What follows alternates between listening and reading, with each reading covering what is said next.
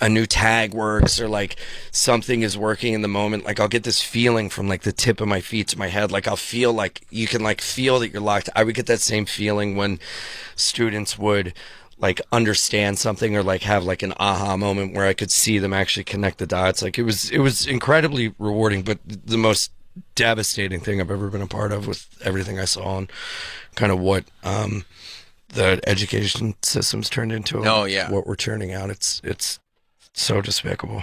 Well, I think things are on the upswing though. We're putting a makeup room in the Pentagon. What? That's why I read that. Yeah, there's a makeup room that they're putting in. Biden got out of office.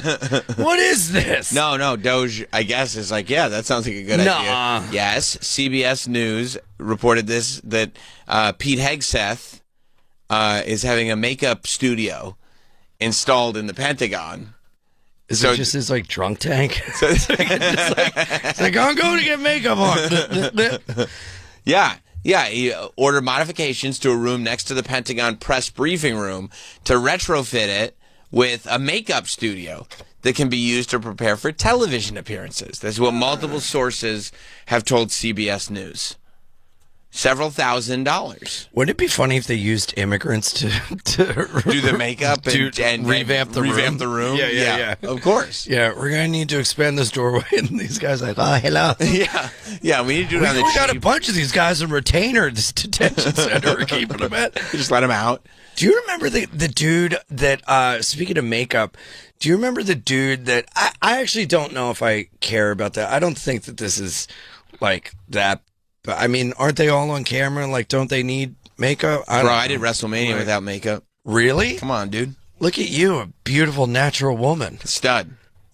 You really did it with no makeup. No makeup, and before one of the pre-shows, the makeup lady asked me 3 times if I needed makeup, and I was like, "No, I don't need makeup. Look at me, I'm perfect." That's what I said. Really? Yeah.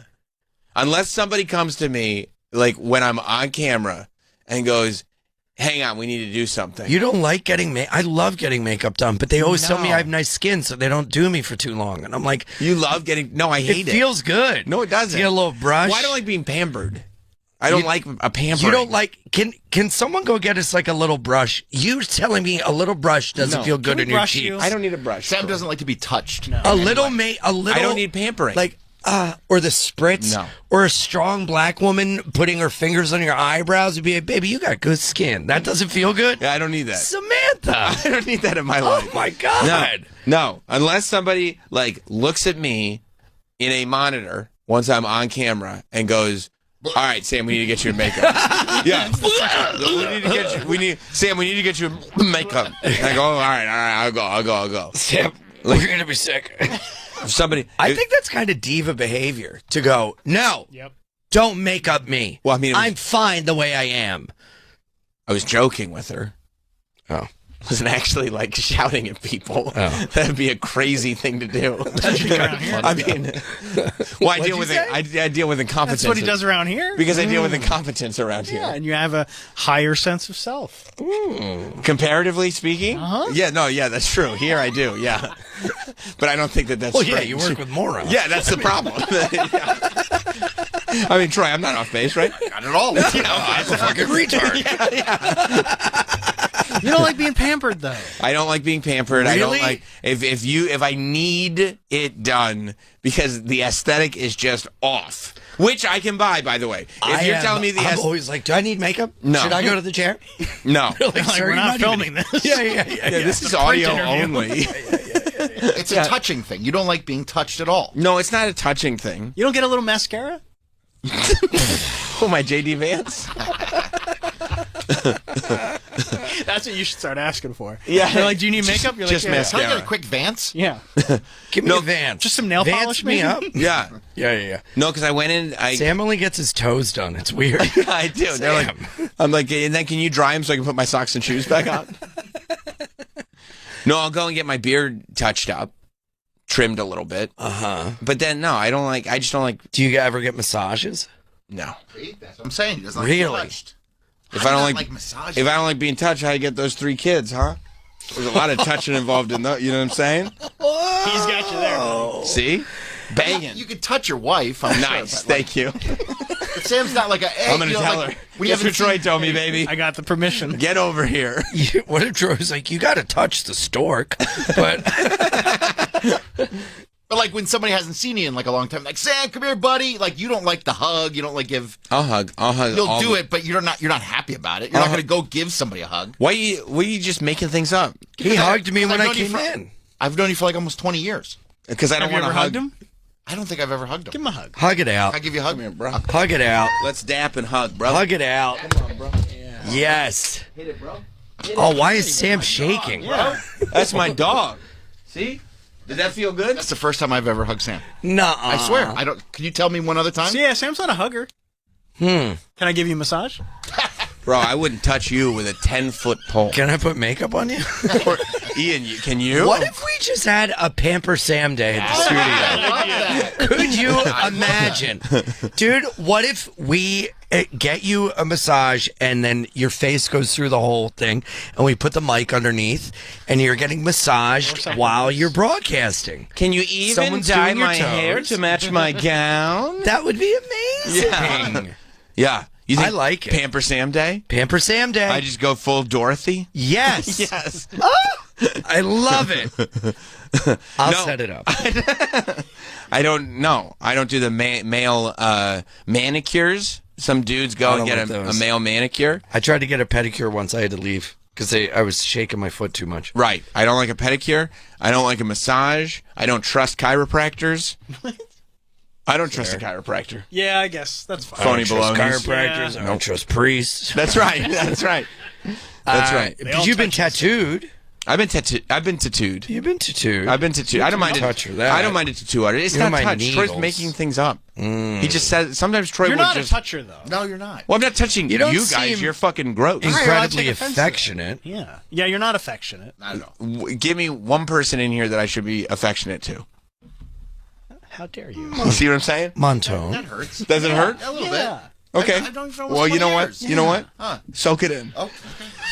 How does that feel? Worse or better? This doesn't feel good. I'll be Okay. honest with you. All right, Take a well, swim in that lake. Yeah, yeah, exactly. That's exactly right. That's exactly right. I'm incredibly warm and affectionate. You can tell by the way I say it. That's what warm and affectionate people. I'm incredibly warm and affectionate. I'm and that's all I will say about that. I will state I am irregularly affectionate. Sound like Nathan Fielder. You said the V-neck was deep. You said it was good. No, I didn't know it was that deep. Wow, so no makeup. No, but yeah, I did that whole And how did it? It looked good. amazing. Great. Not one person. They were like, "Look at you." There was an article on Deadline. You're kidding me? A couple of people said you, Hideous man. a couple of people that I no lie, I did talk to a couple of people and they said you look like an owl. Nobody said that. A few people did. Who's the few? Ian, you don't have to name names. Name a name. One of them. No, a few people said you look like an owl. Who was one of them? A couple of people did say you look like an owl. I don't think I do. Try again.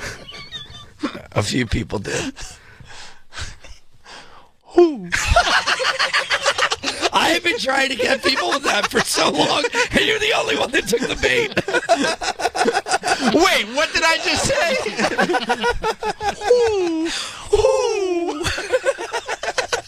It's a good one. Yeah, It's a good one. you did look like an owl. You looked great. Thanks, buddy. Yeah. No, I'm not. Yeah, that's not my steez. Good on you. You know, but yeah, I don't need a pampering. I don't need to be. You don't need a Peter Hegseth makeup room. I don't need a Peter Hegseth makeup room. Mr. President, to the war room. Mr. Hegseth, to the makeup room. Before I get to the war room, let me get touched up. Yeah.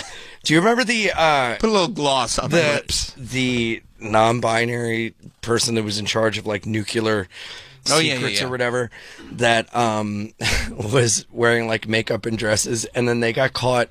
The Biden administration installed them, and then they got caught stealing people's bags from the airport. Oh my God! Yeah, that But was so then great. they started wearing the people's clothing, and They got recognized. He got recognized. they stole like Well, yeah, it was like original this designs. woman's like African design, and then they were showing up wearing like a dashiki to an event that they stole from a fucking woman. And you saw like the Yeah. two shot where it was like this is her wearing it, and then they're wearing the exact same thing. Yep. It's like you can't even deny it. I just can't believe it. They're like, That's just no, so- It's psychotic. we just go shopping together. for anyone to do that, Dude, Like, that is a complete Onion article come to life. It's Like, insane. that's crazy that happened. Because he could, like, yeah, we And go to then the it same just got store. like glossed over. And she's like, I made it. What do you mean we go to the same Yeah, like, store? no, I bought that somewhere else. That was Target. That was mine from before. I don't Sam know. Roberts is That's sued not by his name. African designer. yeah, where's the I mean, exact outfit? Isn't that a wild thing? Like Incredible. Like that's your thing. You just love to take other people's bags because But you don't doesn't know. that mean that they were spying on the woman to know that it was her, or was this just luck of the she draw? figured this out like when she saw him wearing the dresses, and then she put two and two together, and then the airport retraced the steps and found that he was the one that took the bag. I think luck of the draw. I think like this is one of those things that you just get your kicks stealing bags. Oh, yeah. And Interesting. sometimes you find a nice garment for yourself. Gotcha. Okay, so they didn't like see this woman on the same flight. I and don't go, think so. Oh, I bet they were Because there were multiple instances. Yeah, he stole more than one bag. hilarious. So funny. That's It's such a crazy. funny thing to do. Yeah. Like, what a psychotic thing to do. Yeah, but also to be front and center as like the first non-binary representative I mean- of this administration. It's like You look nuts. there's a target on your back. Fucking act accordingly. You don't, at Don't least for steal right now. bags and wear African princess Yeah, don't- outfits. If you could just stop. Now that you're in this Yeah, position, yeah. just stop stealing bags for now. Yeah. Once you're out of the position, go back to stealing bags and wear whatever Yeah, you want. Stop That's fine. dressing like the first half of Coming to America, please. It really is like Yeah, that's so funny that happened, and we were all just like, "Oh, whatever." it's a thing. Yeah. People steal bags all the time. What? Boys will be boys. Boys will be boys, boys. I'd like to see a "Where Are They Now" Yeah, me for too. this little freak. Yeah. I What? know he's being sued by her. Really? Yeah. Interesting. She probably wants her shit back. Yeah. Yeah, Wow. It really is. Have you never had luggage stolen? bro. In all your that's travels. one of my biggest. Do you check fears. bags? Yeah. Oh boy. Sam, stop. Oh boy. Where's Wood? Around here. You're fucked. Come here, Ian. He hasn't gotten it up in 3 Pop years. this little freak up on the screen, and then Travis goes, "I got Wood." You haven't gotten it up? No. Blue Chew. Promo code SKA. That's a great promo code. Yes. Free shipping. For B&E and Wood Jordan sponsors. Blue Chew doesn't work for him. It works for everyone Really? else. I'm just saying. Wow, he needs Blue Chomp. That's right. Not Chew. That's right. Yeah. Wow. Yeah. Maybe that's why he doesn't have pre-check. He's too busy buying all these boner pills. That's right. Can't afford it. That huh? don't work. He took so much Blue Chew, he ended up looking like that Mother God lady at the end of her life who ate all the silver and turned blue. Look like the damn Cookie Monster. That's right. That's right. That's exactly right. It still didn't work. Enough about me. Soft as a pillow. That's true, right, Troy? Oh yeah. Yeah. Yes.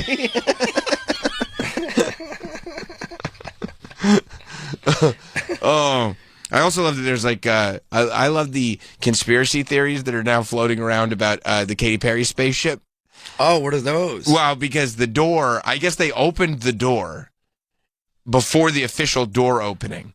And then they acted like they had to unseal the door, even though it was on camera that the door clearly had already opened from the inside. It's weird. And so now people are going, the whole shit was fake. Troy, you think this is weird, right? Of course. Wait, let's see. What is this? First of all, the door shouldn't go in.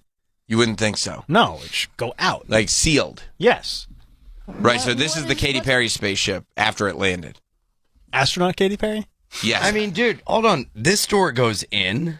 Well, this is And a you would radio studio. Yeah, This but is- it's we're to not in a seal everything inside. no, we don't. We. It's just. I mean, it's soundproof, but we don't have an oxygen. So it's not sealing off the oxygen from the outside. Yeah, but it's sealing off the sound. It's some sort of sealant. And this door should be pulled out. Airplane but the fact doors that you go pull out. this in, airplane doors what? Come out. No. Yes. You know what? Airplane doors might come out, but Travis doesn't come at all. We moved on. We're talking about Katy Perry. Troy, don't smile. Troy, true or false? And he hasn't come out yet. Yeah. Oh, that's a good tag. That's a good one.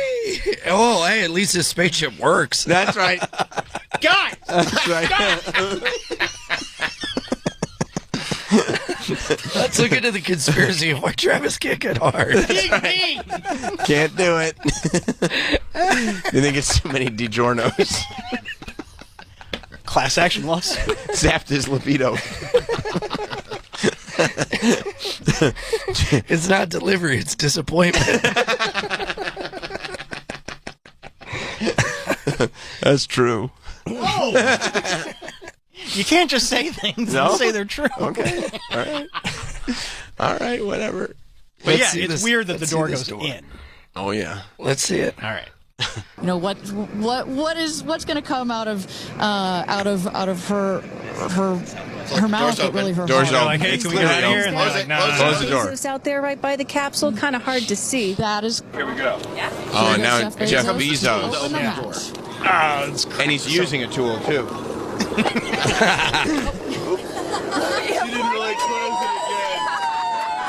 So it does go in. which is weird. I but mean, whatever. don't you think? No, I feel like it goes in so it seals better. Because if you shut the door and the door goes towards it, it pushes air in. I mean, let's be honest. Travis knows about as much about doors as he does about pleasing women. Guys, we're getting way off topic here. Am I right, You're on Troy? fire today. Thanks, We're buddy. talking about a conspiracy. He also needs a bald man to make things work. That's 100% right.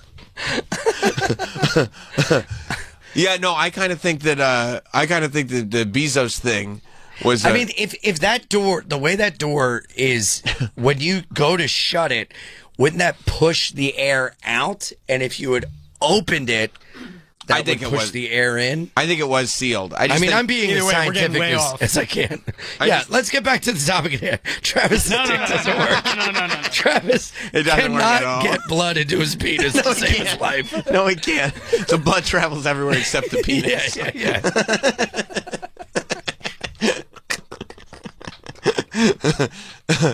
I think that the only thing that happened there was that the door was ready to be opened. Yeah, it was open. But they wanted Jeff Bezos to get the theatrical Yeah, of course. door open. It's and just that's- like when someone cuts a ribbon at a grand opening. It's like it's just a symbol. Right. It doesn't mean anything. Right. And they were just like, nope, shut the door. That's We got to basically being like, well, the you can't go into this place until you cut the ribbon. It's like, no, it doesn't fucking matter. You could just walk around the ribbon if you really wanted Yeah, to go walk in. around the ribbon. Yeah, you could just knock it over Yeah. if you wanted. Focus on the ribbon, not the fact that I can't get hard.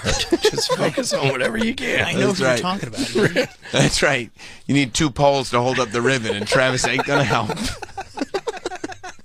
That's actually what his dick is most like, a ribbon. Just blowing in the wind. Blowing in the wind. Free as can be. No purchase. That's true. It only gets touched by mayors. That's true. Oh. Well, Ian Fidance, you're the best. You're the so best. much time. Thank you. Well, I actually think our time was used very well. I really think it was efficient. I think it was one of the better uses of time we've had in quite some time. Yes. As a matter of fact. Yes. Yeah. And if you want more of that, if you want to hear more about Travis, head out to Huntsville, Alabama this I got a weekend. whole new hour on how Travis Teft can't get his erection to work. Wow, the full name. You guys know Travis Taft? No? Wow, let me tell you about Come him. and hear about him in Huntsville, Alabama, Phoenix, Arizona, Rochester, New York, the whole tour? Philadelphia, That's right. Pennsylvania, Charleston, North Carolina, Atlanta, Helium. All over the place. It's Travis Can't Get a Boner Across the Nation, starring Ian Fidance. We'll be right back with Sam Roberts Show. The Bonfire with Big J. Okerson and Robert Kelly. You know I bombed at the Garden. I was in a comedy group. Dane Cook's sketch team, 14,000 people. And they had us go on in between Spin Doctors and Fish. We had to go up and do improv sketch. Dane was like, we should all squat down and face the other way. And when they announced us, we should jump up and spin Bobby, he was trying to suck you into his pose comedy. The Bonfire. Weeknights at 5 p.m. Eastern on Faction Talk. Or anytime on the SiriusXM app. From comedy icons like Eddie Murphy, Joan Rivers, Rodney Dangerfield, and Jeff Foxworthy to modern masters like Jerry Seinfeld, Dave Chappelle, and Kevin Hart. It's stand-up at its best, 24/7. Timeless jokes, unforgettable punchlines. Just once I'd like to say to the doctor, you know what? I'm not ready for you yet. Why don't you go back in your little office? I'll be in a minute. And get your pants on. Legends who made us laugh for generations. Comedy greats, where comedy icons live. SiriusXM Channel 94 and on the SiriusXM app. This episode is sponsored by BetterHelp. Look, we all have people that we go to when we want to discuss the problems going on in our lives, whatever issues that we're facing, whether that's the group text, whether that's friends at work. A lot of them aren't even listening. A lot of them are so concerned with their own issues. They're not paying attention to you. They're just smiling and nodding. That doesn't help. If I were you, I'd go to BetterHelp. BetterHelp therapists work according to a strict code of conduct, and they're fully licensed in the U.S., fully online, and you can pause your subscription whenever you need to. You can switch therapists anytime, no extra cost. With over 30,000 therapists, BetterHelp is the world's largest online therapy platform, having served over 5 million people globally. As the largest online therapy provider in the world, BetterHelp can provide access to mental health professionals with a diverse variety of expertise. Find the one with BetterHelp. Our listeners get 10% off their first month at BetterHelp.com/Teft. That's BetterHelp.com/TEFFT. Paid non-attorney spokesman. An important message for victims of asbestos exposure, even if you smoked. If you or a loved one were diagnosed with mesothelioma or lung cancer from exposure to asbestos, call the Victims Justice Group now. You may be entitled to a portion of the $30 billion in court-ordered trust fund money that has been set aside for mesothelioma or lung cancer patients and their families. Asbestos can be found at job sites and factories, and many workers were unknowingly exposed to dangerous asbestos fibers from the 1950s through the 1980s. The attorneys and staff working with the Victims Justice Group have decades of experience and fully understand the complexities of filing a claim to get you the maximum payment for your pain and suffering. If you or someone you love was diagnosed with mesothelioma or lung cancer, even if you smoked, call now for a free consultation and get the help and financial compensation you deserve. Call our asbestos exposure helpline now at 1-800-336-5078. That's 1-800-336-5078. Last year, over 2 million people called Morgan & Morgan in their time of need. I'm Matt Morgan of Morgan & Morgan. People often ask me, how much money do I have to pay you up front to be my personal lawyer? The answer is nothing. It's free unless we win. We have recovered billions in settlements and verdicts over the years. We have never taken a fee unless we've won the case. You can hire the largest personal injury law firm in the world as your personal lawyer for free unless and until we recover for you. When life changes, clients choose us. When results matter, clients choose us. When the stakes are high with just one shot, clients choose us. So who are our clients? They're people just like you. People who share our values, hopes, dreams. People who believe that dignity is a God-given right. People who fight for a better tomorrow for their families and their children. And when they needed a personal injury lawyer, who did they choose? Who would you choose in your time of need? Injured? Choose the injury law firm Ronnie Munn chose. Morgan & Morgan, America's largest injury law firm. SiriusXM Channel 103. Faction Talk.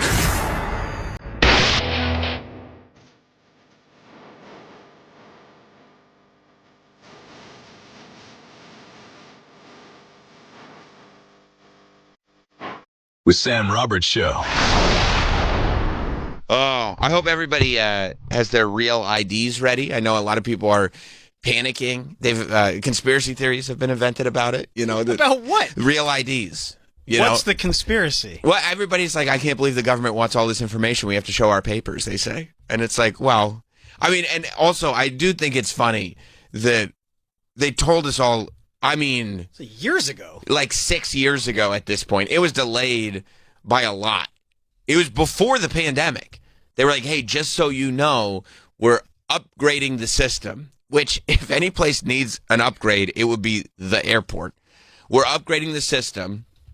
So you have to, if you're going to fly, you need to upgrade to the real ID that has all the info baked in, not just a standard, driver's license. But it's just a matter of going to the DMV and getting your driver's license upgraded. You know. Yeah, I mean, the next time that's what I did. That's exactly what I did too. Yeah. Oh, my driver's license is up. They're Time like, to renew. They're like, here's the new one. right. It's you, real. They go, you want the new one? I go, yeah. I got the enhanced Yeah, too because I'm not a. Oh, yeah. I'm not a sucker. No. I'm ready. You can upgrade as much as you want. I'm future proofed with my driver's license. Also, you don't have to get the real ID. No, they're like, you have to travel with the real ID or just use your passport. Yeah, like you go can to just keep using your passport. Just go to the post office and get a passport. Why wasn't the other ID real? I think it just was like the technology did not have all the information baked into it. Because all I noticed is a watermark different. Well, yeah, I mean, I'm I sure. don't think it's the card itself. I think that there's probably when they scan the card, there's more stuff they could get in the card, or maybe it's more difficult to forge. I don't know, but they're just like, but they told us in like 2018, I want to say, they said maybe 2019. They said, "Hey, we're gonna." I just heard the phone ring, and Troy just said, "Thanks, buddy," and he hung up. They didn't want to talk on the show. They just wanted to say what's up to you. Yeah, again, I didn't want to say it.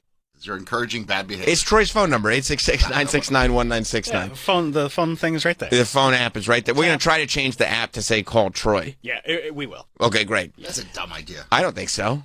So, yeah. So they said like in 2018, 2019, they were like, hey, you got to update to the real ID.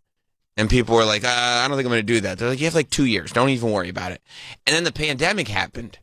And they said, all right, look, we're going to give you more time to update to the real ID because, you know, you can't go to the DMV right now because there's a pandemic. And they said, okay.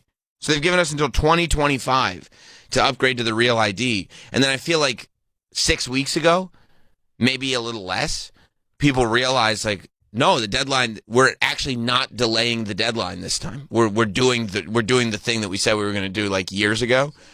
And people started to panic because they're like, well, I didn't get that. I didn't know we had to get that. And so now today is Real ID Day, I believe. I think today they calling it ID Day is what they're saying. That's right. That's what they're calling it. Yeah, May 7th. It's Real ID Day, and yeah, you got to go to the airport with a real ID or a passport. Yeah. A lot of people don't have passports though, because you got to go to get these passports, and you go to the post office. And you go in, and they're like, oh, you didn't fill this form out right. It takes like an hour sitting around at a post office. It does not. First of all, you could bring the form home. You can just go to the post office with everything you need. I don't know. I give it to my wife. I don't know. I really don't know to tell you the truth. Go to truth. Staples, you get your photos taken. It seems like a whole thing. They say that was a good one. Travis enjoys bureaucracy. I'm just saying it's easy to get a passport. I also, yeah, you're right about that, Mike. I also forgot that Travis likes systems. He likes systems and he likes pleasing. When did I say it was a good idea? I just said it's easy to get a passport. He likes pleasing authority figures. That's a thing. Like Travis, it makes him feel like, okay, I've done something good today. The authority figures are pleased. I was actually the one who suggested a real ID. Yeah, why don't you get a real ID? And they're like, what's a real ID? Oh, it's like a regular ID, except there's a little American flag watermark on there. I think from what I've read, the big difference is that there's a star in the corner. That's right. Yeah. That's right. Let me see. So, Troy, if you don't have a real ID, just draw a star in the corner of yours. That's right. And you'll be fine. Let me see if I can figure out the difference. I got mine so long keep ago. It in the front pocket. I forgot. I do keep it in the front pocket. Good for you. Yeah, I mean, there is the American flag. It feels... Oh, there's like a hologram on it. Yes, that's pretty impressive. It goes like from my month and year of my birth. It's lenticular. It goes from the month and year of my birth to my face lenticularly. Remember, like in the 90s when you get trading cards and you tilt them and it'd be a different picture. And you love those. You go, the future is here. Well, it's back in real ID form. Yeah, that's amazing. It says I'm an organ donor. I didn't know that. You are. Fuck. I gotta change that. You would have signed you up for organ donating. I don't know. No, this is why you got to take care of your own stuff. I think I must have signed up for that at some point. I think I did. I'm an organ donor. I'll give my organs. I don't need them anymore. That's a bad idea, bro. Yeah, right. Why is organ donating bad? Because you know exactly. I know exactly why. Hit me. Well, if it's like it's coming down to the wire and they could save your life or sell your organs. When they look at your ID, they're going to be like, you know what? Let them die. So you think the EMTs that pick you up on the highway make a profit off the organs? Somebody's making a profit somewhere, bro. Right, and it's probably the EMTs on the highway. If you're involved in a car crash, you're mangled, your whole body's just like bleh. Like it looks worse than it usually does. Which is tough. That's what I'm saying. And they look at your ID and they say it looks like when I get a Domino's, but they didn't use one of those little pizza tables, and it sticks right to the roof of the box. It's it's everywhere. Got it. Okay. And they see organ donor check. Yes, they're absolutely letting you die because they get a bonus. You don't think they're in cahoots? With whom? You don't think that there are rogue EMTs that are on the take? I mean, I guess when you say it, it sounds so reasonable. I knew people that worked at Burger King when I worked at Burger King. Okay. That would take from the till. No. Yeah. No. It wasn't like the whole company was involved. You wouldn't do it. No. But you knew people that took from the till? I knew a lot of people who had very nice, sophisticated ways to take from the till. Whoa, like methods? This was back in the 90s. Are you talking about systems? Yeah, systems. Whoa. This is back in the 90s, before everything was on computers. Whoa. So it's not crazy to think... I mean, Troy knew exactly what we were talking about the second it came up. I just don't know how the EMTs would make money off of it, though. They sell them on the black market. They get to keep the organs? No, I mean, they bring the organs to the organ people. But they're like, oh, this one got lost. Let me sell it to the black market? Yeah. Fuck. I mean... What's up, bro? Yeah. Like, how does he not believe this? Get with the program. Well, I mean, because I've heard of, like, cartels selling kidneys out of bathtubs, but never EMTs. Oh, yeah. The EMTs are doing it, too? Yes. I'm glad you told me. On the other hand, I'm going to scratch it out with a Sharpie. Organ donor. Just put void. Yeah, void. Not doing it. Nope, you can't have it. Now, if the EMTs have gone so rogue that they are literally... some of them. If you end up with a bad EMT that's gone very rogue and is now selling organs on the black market. By the way, it's not EMTs. Like when you're in the ambulance, right? It's not like the EMT worker is pulling the organs out of you, but they know to put in a freezer to go sell on a black market. They take you to the hospital, right? So the EMTs are done with you. Then it becomes the doctor's issue. And I'm sure there's some sort of kickback. So I've survived all the way from the highway to the hospital, and then the doctor in the hospital goes, no, he's dead. Oh, yeah. Oh, shit. Yeah, he died a long time ago. Oh, he's been dead. He's been dead since the highway. The EMTs are, but then do the EMTs ever go like, I don't think he was like talking? No. Oh, they're on they know to the better. Next thing. And they know better. Don't fuck with the doctors. EMTs don't get paid a ton of money. They're just trying to keep their job. And the doctors go to the EMTs and go, I can make your life very difficult. Yeah. And take your organs. I don't know what is so hard to understand about this. No, I'm getting it now. It's also possible, though, that nobody's going to want your organs because you are vaxxed up. And no, that makes it better. Running through your veins. They told me that's better. I'm getting $9.10 a year. Yeah, that's not good. No. What are you talking about? No, you should no, that's not good. I'm getting $9.10 a year. I only get sick twice a month. It's perfect. I think it's good. Drew in Florida. Fuck. What's up, Drew? Hey, what's going on, guys? Hey, I got to start driving more carefully. That's what's going on. You do. So I was a paramedic in Jersey for 10 or 15 years. Oh, boy. No, I got to tell you, man, it's like one of the rumors. All joking aside, like, I've never once come across anything remotely close to that with the doctors, surgeons. The organ donation companies are completely different entities than the hospitals and everything.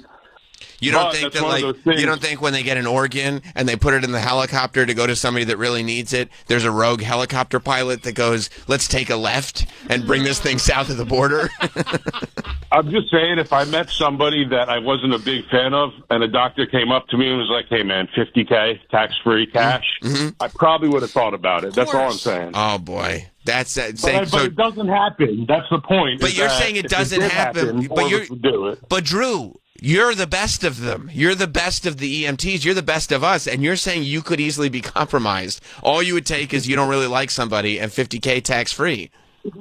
I mean, I was joking about that part, but I don't I'm think telling so. you, man, it really doesn't happen. Okay, all right. But it sounds like you could be compromised, Drew. That's my only concern. Just make sure you wear your seatbelt, man. Have a good one. That's it. Thank you. That's what it comes down to, bro. Thank you. Yeah. And I'm going to travel with a Sharpie. That way, if I'm on a plane and it starts crashing, I'm just going to start scratching it off the ID real quick. You should know better than anybody that everybody's got a price. Oh, my God. That is how I was raised. I did learn that growing up. These are lessons learned when you were 8 years old. I know. 7 years old. And he kicked that fucking basketball right away from that kid. No, I remember that. Oh, my God. Okay, I'm reading here, myth 1, doctors won't revive you if you're near death if you have signed up to be an organ donor because they want to harvest your organs. Yeah, see? Okay, the thing right under it says there is absolutely no truth to that. Who said that? A doctor? This does feel very much like there are probably people who really need organs that are like, I wish you guys would stop spreading this rumor because I really need the organs. Like, I need to live. If you die, you don't need the organs. You're dead. Nobody's saying this happens to 100% of organs. But some, you're saying. I would say 5%. Oh, my God. And you're basing that on gut? Yeah. Okay. Are you an organ donor? No. Because? Hang on, am I? If not, we both got to go to DMV. Where does it say organ donor? No, just corrective lenses. Oh, what a fucking dork. Where does it say I tell you what, donor? I'd rather risk my organs being harvested than have corrective lenses on my license. Yeah, but I mean, you can see I have corrective lenses. Yeah, let's kick his ass. Does it say organ donor on the front or the back? It says on my front. No. Yeah, I'll tell you right now. No, I'm smart. If they catch you though, Of course you're smart. if the EMTs catch you, they're gonna start kicking your ass though because you're a corrective lens guy, right? Troy, is that true as well? They're like, you're a four-eyes tool. Yeah, that's right. That's what they would say. Rather have my ass kicked than my organs harvested. I gotta agree with you there. Honestly, that's a great retort. This says, if someone arrives at any hospital emergency department in the U.S. and is unresponsive, the words organ donor aren't even mentioned until the patient meets very specific legal criteria for being past the point of no return. The heart has to be stopped or the brain is dead. So they don't check if you're an organ donor until you are very much dead, is what this article is saying. Uh-huh. And So that has to be the truth. They'll be like, is the heart dead? Gotcha. We can check. This is a follow the science type deal. Of course. I gotcha. The patient in question, of course, could decide much earlier that after death they want to donate their organs and determine certain courses of action that they want medical staff to perform with their remains when they die. But healthcare workers are entirely concerned with saving the person's life. I believe that. They take the Socratic oath. Isn't that what it's called? What, from Socrates? I think so. I have no idea what you're talking about. These doctors take an oath. I mean, what the fuck does that mean? Who cares? No. You're saying fingers crossed. Big You're thinking deal. of police officers. No, doctors have an oath. Doctors take an oath. Yes! I mean, even if they do, they can still be bought. You can have a right Yeah, price. judges get bought. They take an oath. I have seen shows where Scientists get bought. The president gets bought. He takes an oath of office. Yeah. Wow, that's changed and it's changed a lot recently, too. Well, yeah. Canada's about to get bought. Exactly. Nope. That oath means jack. Well, it depends on who you ask. Never say never. Yeah. You're saying the oaths mean jack? Jack and shit. Both. Both. Shit. Ooh, I'm a little nervous. Brad in Texas. What's up, Brad? Hey guys, well, first off, it's the Hippocratic Oath for the... That's what it is, not the Socratic Oath. Yeah. It's the Hippocratic Oath. Hypocritical oath. Exactly. Oh, whoa. Got him. God damn, that was crazy. Second off, you mentioned earlier about like EMTs and paramedics maybe like illegally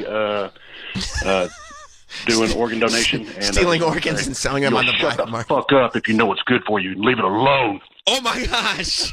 Oh my goodness. Did you hear that? No, I missed it. He said, leave it alone if you know it's good for you. Yeah. No, don't talk about it. Mm-hmm. Oh, my gosh. Troy and I are hot on the trail. We better change the subject. Whoa. It's just about Canada. I mean, it feels like it'd be easy to follow up on that, and people would have a lot of questions, but maybe not. Let's go to Eric in Colorado. What's up, Eric? Yeah, guys. So, I mean, is this like another conspiracy? You know, Nostradamus, or exactly what's the thing here? And the other part of this too is, if this was the case, then there wouldn't be billboards everywhere for people needing like an organ and begging for like kidneys and whatnot, because they'd be easily acquired. Yeah, no, I think that's right. I also love the idea that somebody that is so into conspiracies that it's named after him, Quanspiracy, that he thinks there's it's R-I-C-Y. I'm sorry, the phones have been lit. But at the same time, Sam, I'll give Troy's you... doing a good job. You think so? Yes. But at the same time, Sam, I'll give you $50,000 for a kidney. Oh boy, thank you, Eric. Oh boy, I mean, it is spelled wrong. very wrong. But I mean, I see. What a revelation! Troy spells things wrong. I was gonna defend you. You're answering a lot of phone calls over there. The phones are lit. No, everybody wants to say good morning to you Yes, they do. and back us up. And back up. Oh, exactly. Some of them are wondering that. I mean, I think some of them see a couple of slight gaping holes in the theory, but I think you're right. I think you're right. I'm gonna start driving everywhere. People can go, I don't know, this dude just drives around, whether he's on the highway or not. He drives 10 miles an hour everywhere he goes. Just pillows, just lining your car. Oh yeah. Well, I'm an organ donor. Can't be Yeah, too. you got to change that, man. Can't be too careful. But I do want to donate my organs if I actually die. Why? To help people. I don't need them. I guess. You're a selfish son of a bitch. You know Not that? really. It's just not something I'm interested in doing. That's a selfish thing. Okay, my body, my choice. I guess. That's exactly right. Yeah, Travis. right? Thank you. I guess. I mean, look, I do a podcast with a girl who donated a kidney just because. Who? Megan. Oh, Really? good. I thought you were going to say somebody else, and I was like, that's a bad idea. Nicole? Yeah. No. Her kidneys are fucked. Shot. Yeah. No. I was She needs really both of them. surprised. Yeah, no. She's no longer eligible. She's barely with both of them. She's barely got enough juice to keep going. No. Okay, good. No. I'm glad you said it was Megan. I'm glad you specified. If Nicole ever did a kidney transplant, the person who got it would be worse off. And Nicole would probably be healthier. Yeah, absolutely. I got that out of there. Selena Gomez would be like, this is the last thing I needed. Well, no, but I mean, Megan's a great person. Yeah. Right. But you're saying since I'm not a great person as it is, You? why start donating organs? No, I'm not saying that's why. Oh. I'm just saying your organs don't seem like anybody would want them. And if they get them, it's all of a sudden they start acting like an asshole. An asshole like, You think that oh, comes from the kidney? I got to do an emergency podcast. I don't know why. He Where'd that come from? hates that, huh? He's so pissed about it. Yeah, he is. He's furious. He's got that goddamn siren out again. How could it be an emergency again? He did 2 of them last week. Josh in Austin. What's up, Josh? Hi. I was actually calling in regards to the comment y'all were making about organ donation and that doctors will. By the way, not all of us were making that comment. Yeah. I was saying that probably not. Yeah, I kind of agree with you. I'm a nurse. I've been a nurse for about 10 years now, and I spent most of that time in the ER working in trauma. And kind of the thing you got to remember is doctors. Everything runs on money and litigation, and hospitals would never let doctors do something like that because anytime somebody passes away, first thing they're going to be worried about is getting sued by family or anything if anything wasn't done to save that patient. I mean, that no matter is how good their organs were. That is true. The malpractice lawsuits are already nuts. Like these doctors, the malpractice Especially in insurance places that like they have to pay Texas. is crazy. Yeah. Oh yes, absolutely. Yeah. We'll just pretend that there's not a black market. Okay, thank you, Josh. Not a problem. Y'all have a great one. Sometimes you realize you're in a discussion where there is no And we'll just trust the male nurse. logical way. Like anytime you bring up a good point, you're like, oh, you must be lying. Dennis in New Jersey. What's up, Dennis? Hey, Sam. I don't know if anybody remembers when Chris Christie was U.S. attorney, he set up a political sting to catch politicians taking bribes. Mm-hmm. And what they ended up catching was a bunch of Orthodox guys selling body parts. Oh. Really? Not doctors, though. Yeah. No. It was a whole underground Orthodox network. They had arrested a guy named Solomon Dweck who was arrested for cashing a $30 million check at a bank drive-thru window. And then he used that guy to bribe politicians. That doesn't seem like the smartest thing in the world. Thank you, Dennis. Yeah, organ trafficking. Rabbis arrested. By the way, I love that the caller said that they were selling body parts, like not organs, but like, yeah, no, I got a kidney, I got a liver, I got an arm, couple thumbs, whatever you need. Yeah, look, I'm not saying there is no organ trafficking, but I don't necessarily believe that there's a centralized network of government employees that are like, aha, an organ donor, well, let's grab it right now. Yeah. And also, if they were that corrupt, wouldn't they grab the organs even from people who weren't organ donors. You're taking it to the extreme. Oh, I didn't mean to do that. Yeah. No, you're right. You're right. I didn't mean to do that. That was out of line. TJ in St. Louis. What's up, TJ? Hey, salutations, boys. Hey, so the Real ID was that the Congressional Act was actually passed in 2005. So I'm kind of wondering what the hell took states so long to get on board, and now we're dealing with this today. That's crazy. 20 years it took. 20. It's been so long that you couldn't blame any specific administration for it, because we've had it's for 20 years. It's multiple generations at this point. Thank you, TJ. Yeah. It's been in the works for a long time, but that's what happened. And I'm sure they knew that whenever the deadline actually comes in. Yeah, there it is. 2005, Real ID Act was enacted in response to the 9/11 attacks. This thing was in response to 9/11, and it's finally just taking effect. This is what it was. It was to make our airports safer from people who hate our freedom. And never forget. And right? it's just taking effect now. This came out so long ago. It was actually before GTA 5, which I don't even remember. I should have had that on the list. I don't even remember before GTA 5. The initial deadline for full enforcement was set for 2008, but repeatedly delayed. I think that's what it is. The fact that since 2008 we've heard about this thing, but it just keeps being delayed. The idea that there is actually a deadline and they're actually sticking to it, it's just screwing people up a little bit. George in New York. What's up, George? Hey, morning, gents. Just with regards to the organ harvesting stuff. Yeah. I'm a physician. I work in the field of transplantation. There's a lot of visibility in the U.S., at least, with regards to procuring and providing organs to recipients. So there's, at the state level, there's groups that will provision and then organize who gets which graft, which organ. At the federal level is UNOS through HHS. Physicians aren't involved in any of that process. There's meant to be separation to avoid bias. And then when it comes to procuring grafts, marginal grafts, so organs that aren't going to perform well from patients who are very sick aren't transplanted. So you'd be surprised to have very healthy organs in a healthy patient that end up being unsuitable for transplantation. So there's like this very, very tight pipeline. It's just not worth it, and it's too visible for there to be any sort of foul play in the U.S. at least. I can't speak for, China, but that's just from the U.S. perspective. George, I love that you called in, and this is why I love this show, because we have you as a physician that is breaking it down in dry detail, like here's exactly what goes on, here's why that's impossible, right? Thank you, George. I'm going to hang up on you, because at the same time, also listening to the program is Wheezy in Missouri. Hey, what's up, what's Wheezy? going on, Sammy? What's up, dude? Hey, man, they put that organ donor on there to keep track of food for the cannibals in the Illuminati. Okay. So, yeah. Go ahead. No, you go ahead. I was going to ask, like on that movie, The Eye, if somebody was to get your organs, would they start eating like a toddler? Yeah, maybe. Yeah, they would have. I'll tell you what, they'd have fun.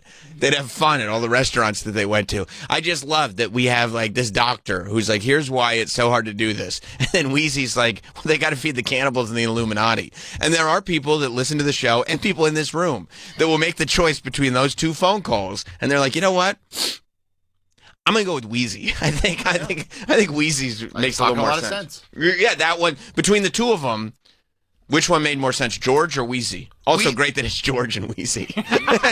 Wheezy. Okay, all right. Also, I'm not stupid enough to think that like every doctor knows what's going on, right? And let's not pretend like there isn't a black market. I love let's that. Pretend like this, like it's so crazy to think that you can sell organs on a black market. But aren't they coming from like people who get kidnapped and then they get put on ice and their bodies are found in motels? They take the organs out, not from like a doctor. It's coming from everywhere. Oh, I didn't know. It's raining organs. Like you're acting like you work for SiriusXM, so you know everything that's going on around here. No, I'm saying just because you're a doctor that works at Mount Sinai doesn't mean you know everything that's going on over there. I see. Well, I know most of what's going on around here because I'm an upper echelon person at SiriusXM. I mean, you're a bad example. The same way, like, maybe the nurses don't know, but the doctors are pretty keyed in. Yeah, you're not a good example. That's right. Right. That's right. Like, Nicole doesn't know everything that's going on around. Nicole doesn't know everything that's going on in her own life. Nicole doesn't know everything that's going on anywhere. Right, so, like... She's very gullible. Not every doctor is going to know what's going on. And just because a doctor isn't corrupt doesn't mean there aren't other doctors. Like, when I was telling these stories about Clarice being in the hospital, I mean, it is so fucking warped what these people are doing to the patients in there. But, like, I talked to other people that have been, like, my father was just in the hospital. He was like, I had a pleasurable experience. I never experienced any of that. It was a different state. So it's just... By the way, shout out to Mr. Kwan. Yes. Yeah. So it's like, just because one doctor doesn't say that something's going on doesn't mean it's not happening. Yeah, nobody's saying this is across the board. No. But also, like... You're so black and white. Taking a couple... It's my favorite song. Taking a couple painkillers for yourself and harvesting organs are, Well, it just shows like, you that... harvesting organs is a very difficult thing to get away with. It's difficult to get away with it, though. That's a sliding scale. That's true, too. I forgot about the sliding scale. Not everybody just jumps into organ harvesting. No, but once you get there, it's like, look, we got a couple painkillers. Okay, that worked. Yeah. What if we get a little? We got a little blood transfusion bag. Maybe we'll sell a little blood. Like, do you think we get to Transylvania, find Nosferatu? Do you think everybody that I knew at Burger King was running this scam, taking money out of the till as a teenager? Well, you weren't. You said no. I wasn't. So that's but how you know. Also, there were people that had no idea what was happening. Is that right? You know that people had no idea what was happening? I know for a fact that there were some people that worked there that had no idea what was happening. Wow. And then sometimes people that worked there would be brought in. To ask questions like, hey, why is there so much till money missing? No. They would be brought into the scam. Like, hey, let's involve him. Because not then not me. Oh. Because then, like, if we're all working the midday shift, we could make a lot more money. Right. And we don't have any leaks on this boat. Right. Like, it's hard for me to do this by myself. He's cool. Right. I know him from gym class. Let's see if he'll do it. And then Burger King, flash forward, goes, we got to shrink these Whoppers because we didn't make any money in the 90s. Man, we completely, that one location really lost a lot of money. I don't understand it. It went through so much inventory and brought in very little cash. But that's what I'm saying. Like, not everybody knows what's going on everywhere. I see. No, that's a good point. Stealing naive to think. No, you're right. Stealing Whopper money and organs is... I mean, it's in the same ballpark. It's in the same broad category. You put it in the same bucket. People like to steal, and they like benefiting themselves off of the misfortune of others. But no, that's true. It's a Robin Hood situation. So they steal rich people's organs? Take from the rich, give to the poor. But they kill the rich. Because they took their organs. And they're giving them to the rich. That's bad. That happens a little more often. I'm going to jump out of that. Yeah, okay. Ray in Georgia? Hey, didn't Travis say he wasn't an organ donor, but hadn't he been donating his organ to dudes for years? No, that's true. That's true. Travis is a well-known organ donor. I just donate one organ over and over. Yeah, into cavities. Travis is an organ and cavity donor. Thank you, Ray. That's right. Very funny. Let's see. How prevalent is organ removal? I would say very. Wait, is this Mike? Is this grouping human trafficking? Oh, human trafficking for organ removal. Yes, this is specifically the people who don't want it to happen, I guess. Right. Yeah. See, this is what I think. You guys, or who've been financially compelled for it to happen. I feel like the black market organ harvesting is happening through human trafficking, not happening through people on the highway who have organ donor checked off on their ID. It says in 2007, the World Health Organization estimated that 5 to 10% of all transplants worldwide use organs from the black market. However, with a growing and aging global population, the globalization of unhealthy lifestyles, and increased mobility, the actual number could be higher. Oh my goodness! Oh my goodness! Dan on Long Island. What's up, Dan? Morning, boys. How are we? Great. Good. So, in referencing the other caller that said, the hospital, the hospitals aren't in on it. It's an issue. Well, follow the money, as with all things. Okay. And Medicare reimbursed $1.6 billion with a B dollars for organ harvesting in 2016, 10 years ago. And as we know, over time things get cheaper. So I'm sure that number's nowhere near what it was in 2016 today. Have fun. Wait, okay. I'm going to hit you with this, and I'm going to hang up, let you guys discuss, because I will not be taking follow-ups. In 2016, Medicare played a significant role in the organ transplant system by reimbursing a substantial portion of organ acquisition costs. So it sounds like the government just helped fund the system of getting organs to people who needed them. There's at nowhere in this explanation for what Medicare and the government was doing does it say anything about harvesting. They were not giving the money to organ harvesting. Okay, I guess Google's not letting you in on the truth. Ooh. Yeah, look who runs Google. Yeah. No, you're right. And nobody that I knew uses Google, especially their AI assistant, every single fucking day of their life. Well, you were asking me yesterday about something stupid that had nothing to do with this. Yeah. I see. This is like major stuff. You were asking Troy Where about, would you go for major stuff? not just like what does Google say? Right. Where would you go, Troy, for major stuff? Because Google, if Google's not to be trusted, where would you go? Probably DuckDuckGo. And you know that's giving you the truth when you turn on Z100 and it says, "Welcome to the Elvis Duran Show from the DuckDuckGo Studios." I wouldn't be surprised if Elvis is part of Illuminati. Probably DuckDuckGo. They don't have as many trackers. George in New York. What's up, George? Oh, hey, morning, guys. I called a short while ago. I work in transplant in the area, but just want to offer 2 more points just in listening to I love it because he's like, I'm being driven crazy by your conversation. I can't take it anymore. but just 2 things. An organ isn't just an organ, right? It's not just a piece of tissue. It's full of cells that evoke an immune response. So you have to match very carefully an organ to a patient, and that's a painstaking process to ensure you don't get rejection or other complications, right? So but George, what about what Wheezy said about the cannibals? He makes a good point. Yeah, that's the thing, though.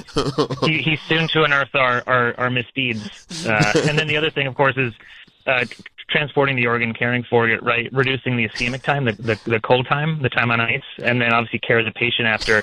You need thousands and thousands of people to do a single organ transplant. So, George, I was just thinking of you dropping all this information and just picturing Travis and Troy together going, bullshit.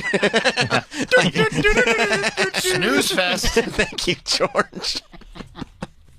What's exciting about that? That sounds like Google shit to me. You don't need thousands of people for one transplant. No? An igloo cooler. Yeah, an igloo cooler and an airplane. He's counting all the people that make the cooler. Oh, okay. Yeah, he's counting all the factory workers and everything, the CEO of Igloo. Yeah, whoever goes to get the ice. That's right. That's right. He's counting the guy at the 7-Eleven who sold you the ice. Yeah, yeah. Exactly. You know? Yeah, come on. We know George is on the take. Knock it off, George. Knock it off. I love that. George, you sound dumb. Anyway, Wheezy, what were you saying about the cannibals? Yeah, Wheezy, what else you got to say? It really is a huge problem with where we're at as a country. Andy in South Carolina. Hey, how's it going, Sam? I mean, good, but not good. I completely understand. Off the top, I want to apologize. It's been a while since this happened, but I think I may have misspoke. Oh no! Reading my call. No, because that's on me. This sounds like what I read. I was like, oh boy, here's another call that's going to compliment Travis and Troy. I know Andy's MO at this point. No, I don't think so. It says here. I mean, it says here. Yeah, he already apologized. It says here. Yeah, Troy, that's on me. Yeah. That's entirely on me. That's not reflective of your gullibility or easily trickedness. All right, or I'm going to remember this next time you call. I'm going to remember this. Troy, you say that every time, and then I just want to put it in number. Let's not go through this. I thought we left this behind in 2024. Andy, I thought we left this behind. Andy, this is the last time you're going to get through. No, don't be like that. Troy, do I need to send you the clip of 20 minutes into the first show of the year? Don't be like that. Also, Andy's good at playing the long game, where he will lure you into a sense of self-confidence over the course of months, only to betray you again. I don't call from a different number. I would wager that Andy could get through next hour. I believe that he could get through today. I don't even like taking calls from the same people in the same show. George got through. I think Andy could get through again. Sam, can I get to my original point real quick? I know it's your show, but Yeah, please. I'm curious. Perfect. I was just wondering, did Travis go to sleep, or did he get up early to start drinking? I smell it. By the way, Andy, I want to tell you something. From any other caller, Troy would have laughed. He would have said, "Oh, good one." But from you, he's looking at me stone-faced. Like, that wasn't funny. That was stupid. He's like, Travis is sober. Yeah, that's so. Travis didn't Stone drink. cold. Sober as a judge. Sam, can I try to get Troy back on my side real quick before I hang up? Absolutely. So Troy's not completely wrong. Like, I think this overarching theme that we're just throwing organs in styrofoam coolers and then sending them off to the rich and famous is absolute bullshit. Oh. But, I mean, the system around Medicare and all that stuff does make bad shit happen. Like, there's a big famous story in Chicago years ago where a doctor was performing millions upon millions of dollars of unnecessary heart surgeries on patients just to collect the Medicare payments. So the system's corrupt. The system is fucked up. It's just not in this movie way that Troy sees when he watches PBS movies in Florida. Okay, so... Movies. Okay, you're so upset. PBS movies. Okay, thank you, Andy. I didn't notice that he said it in a weird way, but I don't notice everything. Yeah. Yeah. Jeff in New York. What's up, Jeff? You there, Jeff? I mean, look, we don't have time for That's it. a bummer for you. The call said he wanted to stick. Finally, a good one. He wanted to stick up for Troy. He's snoozing. Yeah, no, I think going forward, you know, you got to pay attention to organ donating. Apparently. Oh yeah. Organ donations. I thought everybody knew this. I didn't know. Nobody had told me. I They can't didn't tell me believe when I it. checked the box. They said it'd be a very helpful thing. But who's they? Yeah, helpful for who? Okay, that's a great point. You asked no questions. The cannibals. I didn't think it was a cannibal scenario until I heard from Wheezy. And I'm going to ignore the doctors, paramedics, and nurses that called. And I'm just going to kind of, I think, stick with Wheezy on this one. Okay, Jeff is back. Troy made sure of that. I think he wrote down the number and called him himself. What's up, Jeff? Hey, I don't get to listen. This is the first time, long time. I listen every day, but I usually have to listen on relay because around work I can hardly listen live. I've been stewing since last Thursday because poor Troy goes through all this work on himself to be compassionate, and then he's showing pictures of Mr. Toots, and then Nicole goes, "I'm good on Toots." I was fuming. Oh. She dropped a lot in my book, and I love you guys. So a little bit about me. I drive a 1917, I don't know, I was going to say a Puma line, but I screwed it up. Okay, I like that. I liked it. Okay, Jeff. Mike Montone for president, and I'm out. All right, thank you, Jeff. You get credit for trying. I like a Puma reference. That's funny. But, yeah, I had forgotten about that Nicole, because that was fun. She would have hated the Pet Gala segment yesterday. Yeah. Did you... Were you offended? She doesn't have any pets, right? Maybe she doesn't like animals. No, she has pets. Remember, she killed the dog, and then they got a new one? Oh, that's right. She killed her dog. I totally forgot about that. Yeah. She's like, go play with those coyotes over there. What do you mean it didn't come back? Oh, well. That's the way that went. Time to go home. Yeah. Good. Real dead. Oh, yeah. Pieces. Yeah. No, I think... Yeah, that was kind of fucked up. It was. Because, I mean, you showed her, like, 2 pictures. And they were really cool AI photos of Toots. And she's like, I'm good on Toots. I'm good on that. What the fuck are you? And I was just kind of like, okay, like, I'm not going to get shitty about this, but like... But you felt that way. But real talk, it's like, shut up. Enjoy this with me. That's what you were thinking? Yeah. Like, who wouldn't enjoy this? That's a beautiful cat. It's a beautiful cat, and these are funny AI photos. Right, and you love AI. Love AI. Right. Yeah, no, I'm thinking, right, because when I think about the organ donations and all that, I start thinking about, people have a living will. They get that living will where it tells people... Do you have a living will, Travis? I don't. And you know what? I often think to myself, like, we really should. You should. Like, joking aside, like, it's really not smart that I don't. Right, because then somebody else, you're Terry Schiavo over there, where it becomes like a thing. You can just be like, yeah, we got it done early, just like to have it, just so it's on the record. I think there are some people that, go into the organ donation thing, they go, no, if you have a living will, they'll try to kill you. It's another I mean, James in Long Island. What's up, James? Hey, how's it going, guys? So, Sam, love you guys, love the show. Yeah. I am an organ recipient. Yes. So I want to say, and I work with a company called Live On New York, and they get about 70 to 80% of the organs, downstate from Albany to Montauk. And I just want to say thank you, Sam, because you're going to save somebody's life.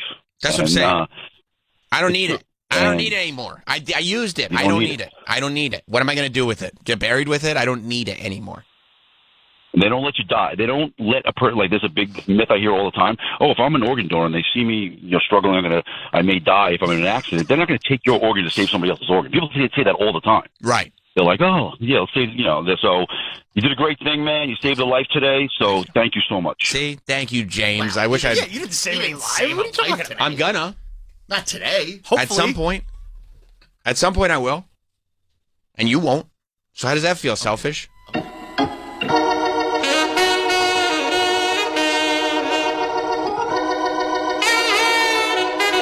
We will be right back with Sam Roberts Show.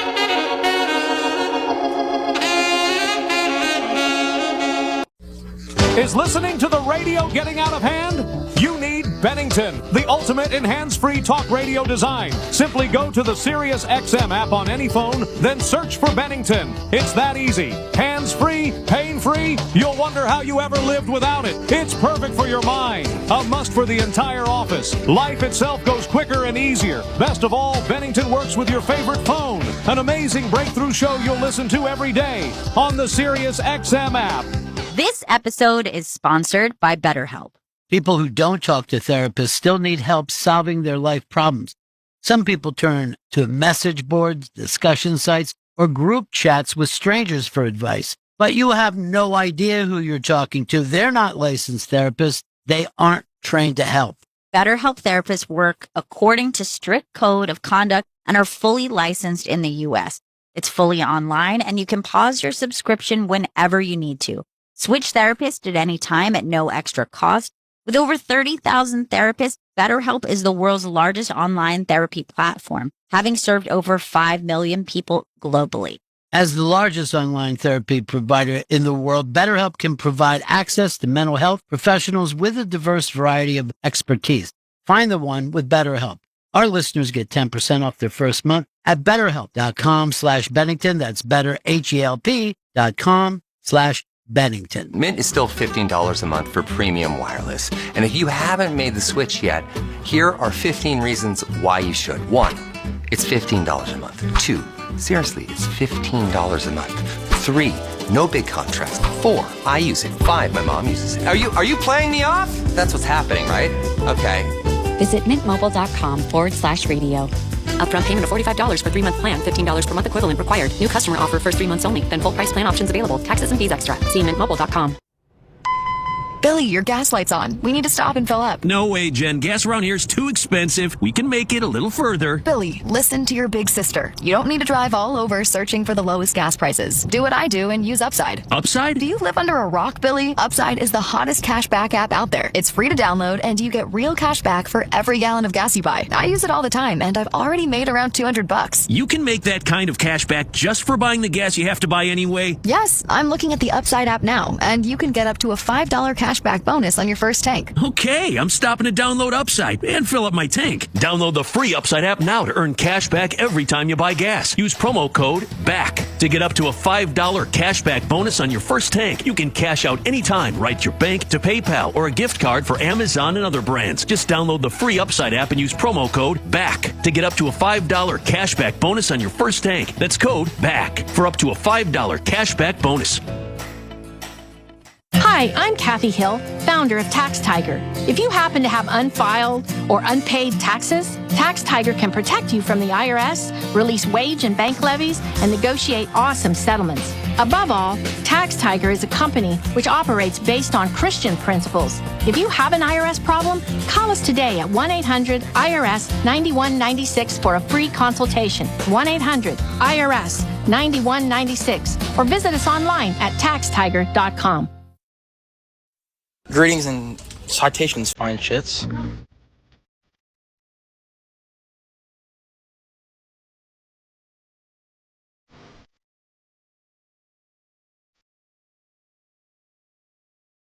Welcome to Sam Roberts Show.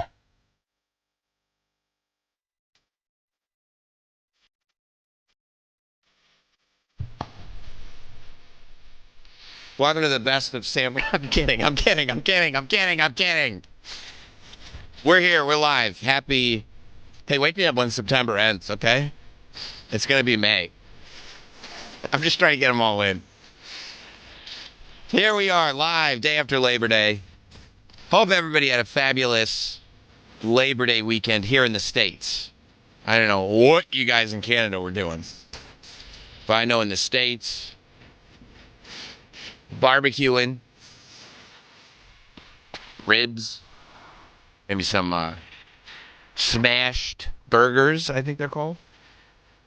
I was getting some Rare Boys with Chuck Schumer, you know, whatever you want to do on the grill. Although I think, and I don't know at this point if people are being sarcastic on the thing or not. I hope that they are, because if they are, it's hilarious. But I think I finally hit my breaking point with the alerts on the Ring app.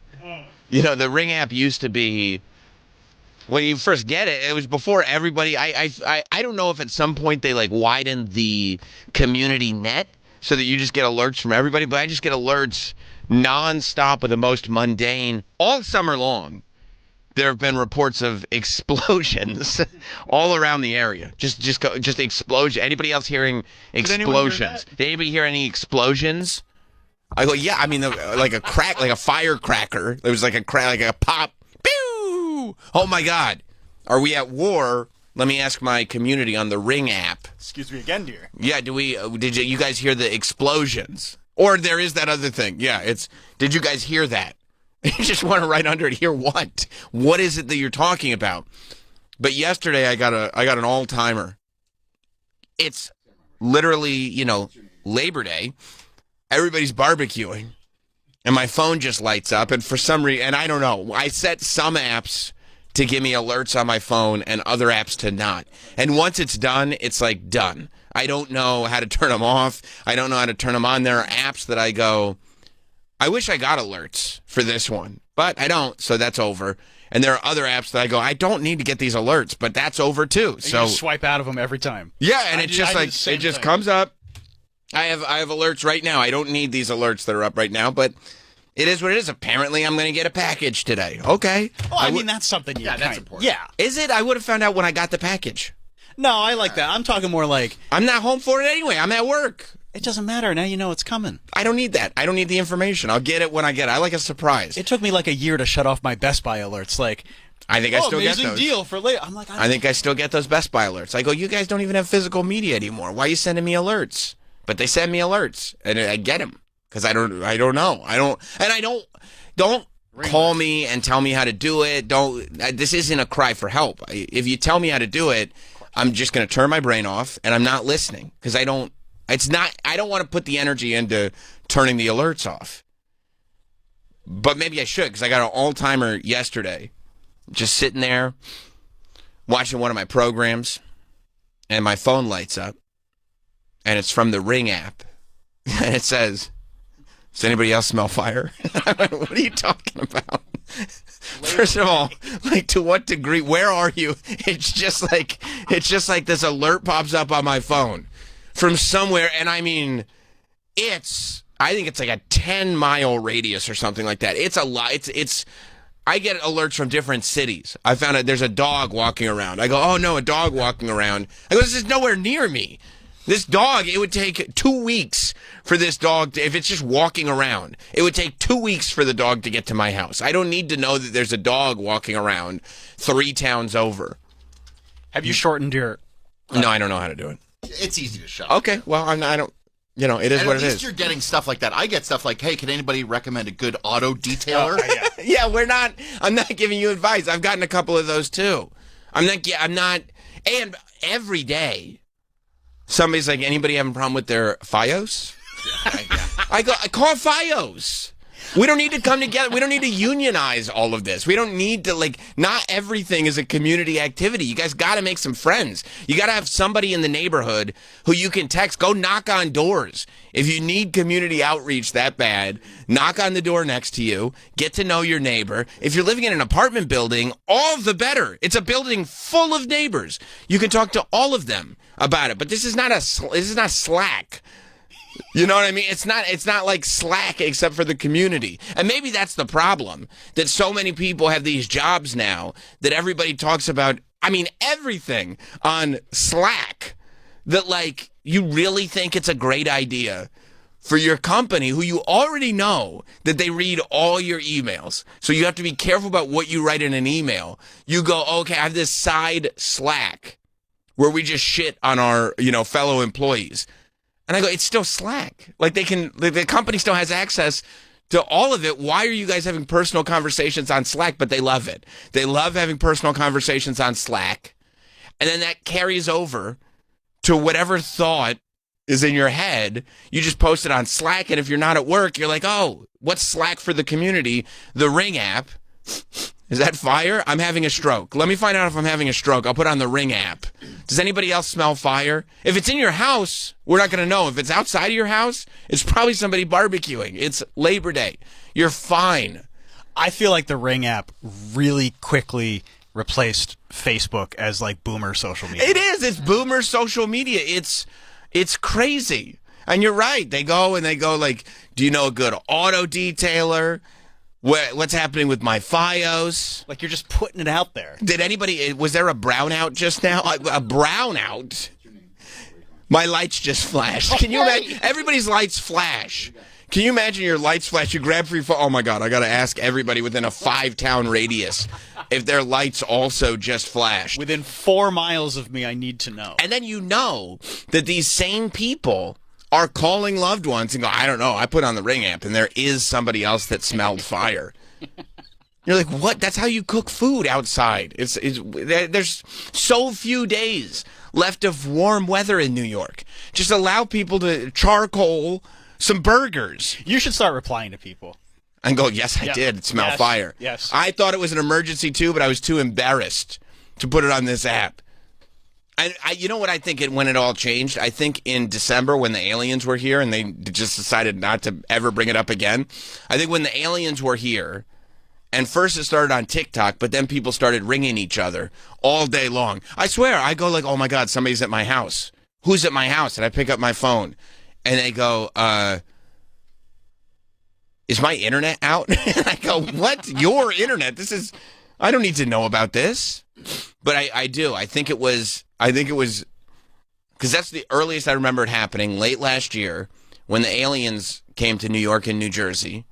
And then they were like, I don't know anything about that. And they just stopped talking about it. But people started, because my Ring app was going off constantly with everybody reporting. Anytime they saw anything in the sky, it could have been a star, they were like, there's an alien. We got aliens too. And then I think they realized, oh, you could just do this on the Ring app. I'm just going to... You just say anything. Whatever I feel, I'm going to post it. I mean, there are people in my house, I'm not going to say who, that I talk to, and I tell them, look, just because you have a thought doesn't mean you have to express it. Like, I don't need to know everything. Say that to your kids. I don't know everything. I don't need to know everything that you're thinking. Just because some thoughts are inside thoughts. You can keep those inside your body. I don't need to know, these have no... That's so weird we have the same conversation. Yeah, I don't have anything to say to this thought that you just put out there. Okay. This isn't... do you want me to just acknowledge that you spoke? And sometimes they go like this. That's exactly what I want. All right. All right, well, then we have an agreement. I will acknowledge. And then they'll go like this. Oh, the sun is out today. I go, acknowledged. You spoke. Big ups to you. And I get this at home. I go, I can't believe this is going on. This has to be a unique experience. And then as it turns out, it's not a unique experience because it's on my Ring app all the time. I swear to God, I'm sitting there yesterday. I go, this is an all-timer. Anybody else smell fire? I go, 866-969-1969. Welcome back to Sam Roberts Show. Will in Virginia. What's up, Will? Hey, Sam, what's going on, man? I mean, I'm trying to figure out the world, dude. I'm here with you. Yeah. So what I do is I live out in the country, and people will report missing dogs. Like, hey, this dog came through my yard. Mm-hmm. Every time I'm like, that's a coyote, fam. You have a coyote in your house now that you brought in. And it's like I get into like 30, 40 messages of people that they have a coyote in their house. Meanwhile, it's like a boxer or a Pomeranian. You're like, no, dude, that is a coyote. You are in a lot of danger. Oh, my God. And I mean, because and it's the same thing with everything on the internet. It's the same thing with everybody taking everything seriously on Twitter. For some reason, when it's in text and it hits your phone, you have to take it seriously. So there are people with like cockapoos in their house going, oh my God, it's a coyote.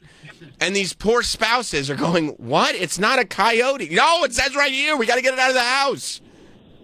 All I got to do is keep saying it's a coyote, and I get so many comments back like, it's not a coyote. It's not a coyote. And it's like my new Twitter. I just troll people. It is great. It is great. Thank you, Will. Because people do. They are like, this is a community app. This is serious. You can't. There's no way somebody would be trolling on this app. Okay? Mike in New York. What's up, Mike? Hey, guys. Every time I get a push-in notification, I'll look at the headline, become immediately enraged, but then wait 10 minutes before I look at it, because every single time it turns into, because I fucked your mom. I never read the follow-up comments. I guess I should start clicking on it and reading every time. That's great. Okay. That's going to be my new activity. I want to find out, because I'm sure I can't be the only one. I mean, I'm enraged. I get these alerts on my phone. And I go, I don't care if somewhere in some other town in Westchester that doesn't even look like the one that I live in, sound like the one that I live in, it's nowhere near. I don't even know if I've ever been to the town. Apparently a man smells fire. No, I finally turned them off like last month. Smart. I couldn't deal with it anymore. It would have been great if I had commented, no, dude, you're having a stroke. Sounds like a stroke. That's a stroke, dude. You need to be off this app and on WebMD or something right now. Call a doctor. Joe in New Jersey. What's up, Joe? Hi, good morning, Sam. Morning. So, yesterday morning I got a unique one that made me so mad. The guy says, hey, what's the town ordinances to start hammering before 8 o'clock on a holiday? Is that possible? Like, what? Are you an asshole? Yeah, I mean, what the hell are you talking about? Look, I want to hammer. I want to hammer something, but I understand. People work at night. Who cares? I know. Just hammer it. It's your house. Like, can you imagine? You have a residence. You've worked so hard in this great country of ours that you finally achieved the American dream. You have your own residence. The last thing I'm going to let the town do is tell me when I can go into my garage or even the driveway. I'll do it right outside and hammer in my own home. Welcome back, boys. Check it out. Thank you, Joe. The town ordinance of when I can hammer. What difference does that possibly make? And then what do they have to do? Somebody has to pull out the big book with all the town rules in it. Oh, I hate him. I got enraged. Last time I had a guy come over to the house to do some like wiring or whatever. He had a van pulled up, because these electricians have vans with their company name on the side of the van. It's how they advertise it. It's a great system. And he's like right in the middle of it. And this other car pulls up and goes like, hey guys, you're going to have to stop everything you're doing here. And I go, what, why? And he goes, well, do you have a permit from the town? I go, no, I mean, we're doing some wiring in the house. And they go, yeah, one of your neighbors called. And we went on the hunt. We still haven't figured out which one it was. We know who it wasn't. But one of the neighbors saw like an electrician and said, I don't know if this is legit. We had to go online. The guy had to sit there. And they charge by the hour. The guy had to sit there while we go online to just, and it really like literally takes an hour. Like it doesn't make sense for him to leave and then come back.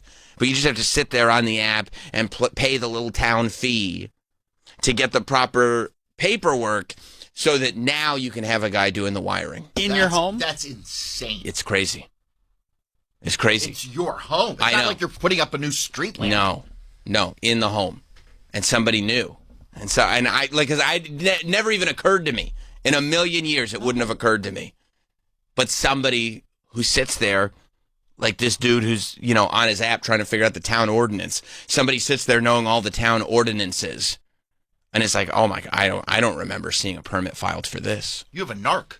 A big time narc. It's the first thing I said. Neighborhood narc. I told my wife, I was like, I'm going to put this on you. I put it on her to figure out who the narc is. And we've narrowed it down. Should have asked on the Ring app. Anybody narc me out? Who narked me out just now? I know you're reading this. Oh my God.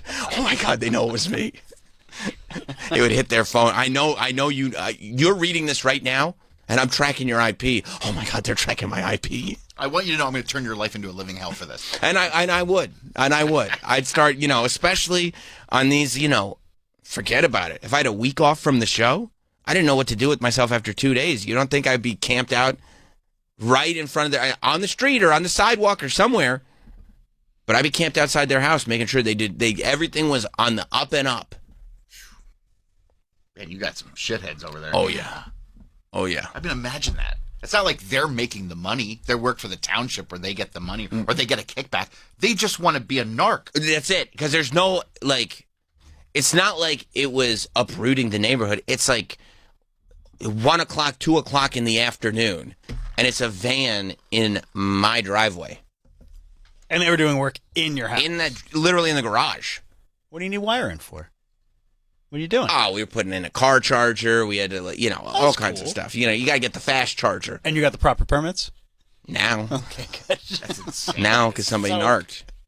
It's not like, I can understand maybe an HOA. Right, yeah, nothing like that. Hey, no. You're modifying the electricity outside of your place. Nope. Okay, I can. Right. No. No, it's our house. Yeah. Yeah. No, it's the Ring app community. I'm telling you, it's all boomers. Boomers. They got nothing to do. They're bored. They're bored. They were probably like middle management at some point in their lives. You know what I mean? They're retired now. They probably hit upper middle management. That's probably as far up as they got. And because upper middle management, you got to watch out for them because they're still getting shit on, but they have power. And so they make sure that the shit rolls downhill. It's the only way that they get it out of their system. Because the bosses treat them like absolute garbage. So then they have to make sure that they treat you like absolute garbage. So then, when they about Schmidt and retire and some young gun shows up with a whole new system, they don't know what to do. They got nobody left to boss around, and their skill set is, it's moot. They've been completely aged out of the system. So what do? They sit around. They still get physical newspapers delivered to their house every day. They read the paper. Front to back, get all the scoop, all the news. Then they read the local paper. They can get the paper of record. Then they get the local paper. They read both papers every day. They yell at their wife for spending money. And then they figure out who in the neighborhood is doing things they shouldn't be doing. And they I know this. I think my dad did it for a while. You got to figure out what you're doing, Rocky in Houston. What's up, Rocky? What's up, guys? Troy, congrats, buddy. Also, the Ring app offered some kind of crazy reward for real life UFO footage or alien footage. You guys remember this shit? Well, I didn't know that they had offered a reward. I remember that real alien footage was being passed around. I got so many photos and videos of real aliens in New York and New Jersey on the Ring app. Well, I'm just, we're talking Ring, so really I just wanted to congratulate my buddy Troy. We lost a real soldier this weekend, so congrats, pal. They hung up his penis in the rafters. Thank you, Rocky. Have a good one, gentlemen. TJ in St. Louis. What's up, TJ? Hey, salutations, boys. Hey, when we were stationed in Germany, it was against our town's rules to do any yard work outside on Sundays. So, I learned that the hard way from our German neighbors. Not cool. It's not cool at all. And have a good day, boys. Like some people, thank you, buddy. Some people, Europe is big on these Sundays, and it's like, look, I understand God wanted to take a day off, but if I want to do some lawn work, let me do some lawn work. Some people like to do lawn work and relax. It is a day off for them. They're like, no, you have to sit. You have to sit and do nothing. Everything's going to be closed, and we don't want to see you doing anything. Just sit all day. And it's like, I want to do something. I want to get something. It helps me unwind. I want to sit on my riding mower with a pina colada and mow my lawn. Not on a Sunday. That's the Lord's Day. All right. Well, I'll just sit on my couch and think about God then, I guess, all day. What else are you going to do, right? That's the way you wanted it. Big Paul on the grill. What's up, Paul? What's up, boys? Congrats, Troy. Great wedding, great looking steak. So I got a quick story for you, Sam. You know better than anybody living in Westchester, the town ordinance craziness, but I'll tell you, Scarsdale takes it to a whole nother level. I moved into this house about 4 years ago, and my neighbor behind me rats me out to the town for working on a patio that shut me down and cost me a ton of money. So now every time I fire up the grill, I fire up 2 or 3 extra grills, throw in some extra wood chunks, and I tell you, at least once a week, their backyard looks like the fog rolling in on the San Francisco Bay. First of all, good for you. First of all, good for you, Big Paul. And second of all, can you imagine? You literally have a grill master living behind you. And instead of this is people who have to just be an asshole. Some people, it's just in their DNA. It's just flowing through them. It's just it's like Emperor Palpatine. Like they can't stop themselves.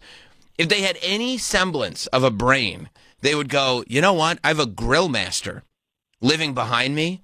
Maybe I won't be an asshole about him building a patio, and I might get some T-bones out of the deal.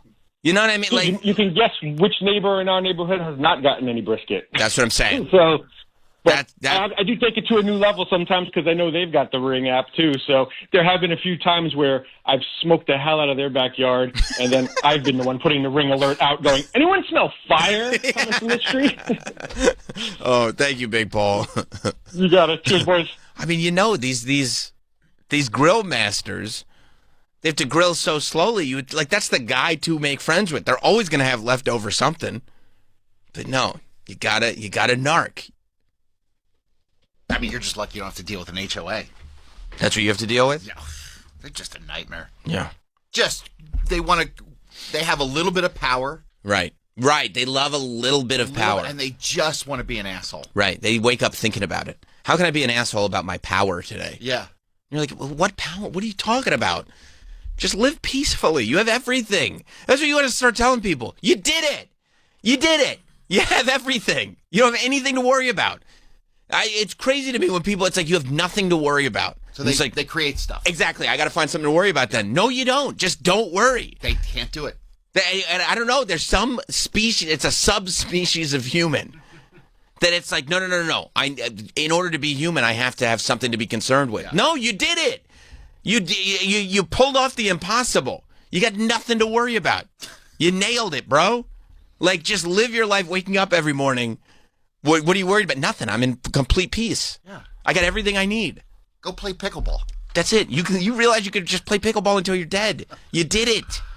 Imagine that feeling. Oh, how great is this? I got enough cash that I can live in this house and play pickleball till I'm dead. That's all I need to do. What else do you need? No, I could be a pain in the ass for a while. Yeah. I'm going to bitch about how close this guy's pavers are to the side of his house for drainage issues. Yeah. Get the fuck out of Get here. out of here. If it doesn't affect you, no, because it's fair. It's in the rules. If I can't do it, you can't do it. It doesn't affect you. Who cares if you can do whatever you want? I'm not thinking about what you can do. I don't care. Why do you care if my porch floods? Why do you care? Right. It's my problem. I'm the one that has to deal with it. I'm going to be scooping water out of the basement. Your basement's going to be fine. No, I don't know. I don't understand it. But I was, it is what it is. I did, while we were gone, we've been gone, I mean, since a week ago, Thursday. It's like 10 days or something like that. It felt like, I would say by Thursday or so, I was like, okay, I did it. You know what I mean? Because I told you I was taking a week off of the show because the people in my life were like, you have to do this. And I don't just mean my family. I mean the people in this room were like, this is stupid. Like, we have to take a week off. And I said, fine. What do you want, your little Labor Day week off? Fine. Yeah. And everybody was like, no, it's perfectly reasonable. I go, all right, well, then we'll do it. But this once. It felt long. Like by Thursday. It does. Right? But it always does to me. Like, after 3 days, I'm like, okay, let's... Yeah, you need having a little bit of time to recharge your batteries is fine, but it's like there's enough going on now. We did it. We recharged. We can go back. But yeah, and then there was another weekend, and then it was like, oh, Labor Day, and okay, all right, let's keep it moving, let's keep going. And also, like, as the days start ticking by where you're like, okay, it's almost time to go back, you're kind of starting to get back into the mode anyway. Yeah. You know what I mean? Where you're like, okay, this is we're knocking on the door, let's just go in. No, not yet. But we did go on a little outing. We went on a road trip. I went out of town for a few days with the family. Yes, I did. Yes, I did. In a hotel and everything. With 3 kids. 3 kids in a hotel. We had the time of our lives. 1 room? So, 1 room. That's a lot. Well, I can't put... You're right. You can't. It's an 8-year-old, a 6-year-old, and a 1-year-old. Now, who goes in the other room? Right. So it's like either I'm not going to take a vacation and be in separate rooms from my wife. I mean, you that's can get an adjoining room and just keep that door open. Oh, that's not a bad idea. And just let the kids have their own... The door's open. The door's open. Yeah, you could just peek in the door. door. Like rooms that like... No, I do know. I mean, look, the way we did it, like, so when we went to Disney a couple years ago, they have, like, not suites, but family suites, quote unquote, where it's like a small room. Talking to me like I don't know. You know. But it's like, it's one of those, like, old school, like, you can pull a bed down from the wall. Mm-hmm. Murphy bed. A Murphy bed. Named after the hit show Murphy Brown. That's right. Because she slept on one every night. The Murphy bed, and then there's another room that's a bedroom. So you are technically like in 2 separate rooms. But no, it's just a standard, double bed room. So we had 2 double beds? Well, no. It was like I think it was 2 queen-size beds. All right, that's better. Yeah, it was fine. It was perfectly good. But we did the 2 queen-size and a crib. Okay. So it all worked. And also, I mean, it's not like... We were going to bed around the same time. Like, the baby went to bed earlier, obviously. And my wife stayed with the baby. And then but, like, my son's 8. So, he can stay up a little later. I go to bed a little earlier. It all times out fine. He's on vacation. Let him stay up a little. Exactly. Yeah. Exactly. And that's what we did. We went, and I didn't even know. Do you know that there are Appalachian Mountains in New Jersey? I don't think that sounds right. It doesn't sound right, does it? Like, I was like, we're going to the Appalachians. That's a flight. Right, that's Kentucky. Yeah. For sure. No, like, literally to the point where, like, we were in the mountain. I knew that there are mountains in Jersey. Yeah. Like Bear Mountain, I think, is around Jersey. Sure. Like, when you get towards, like, Nyack.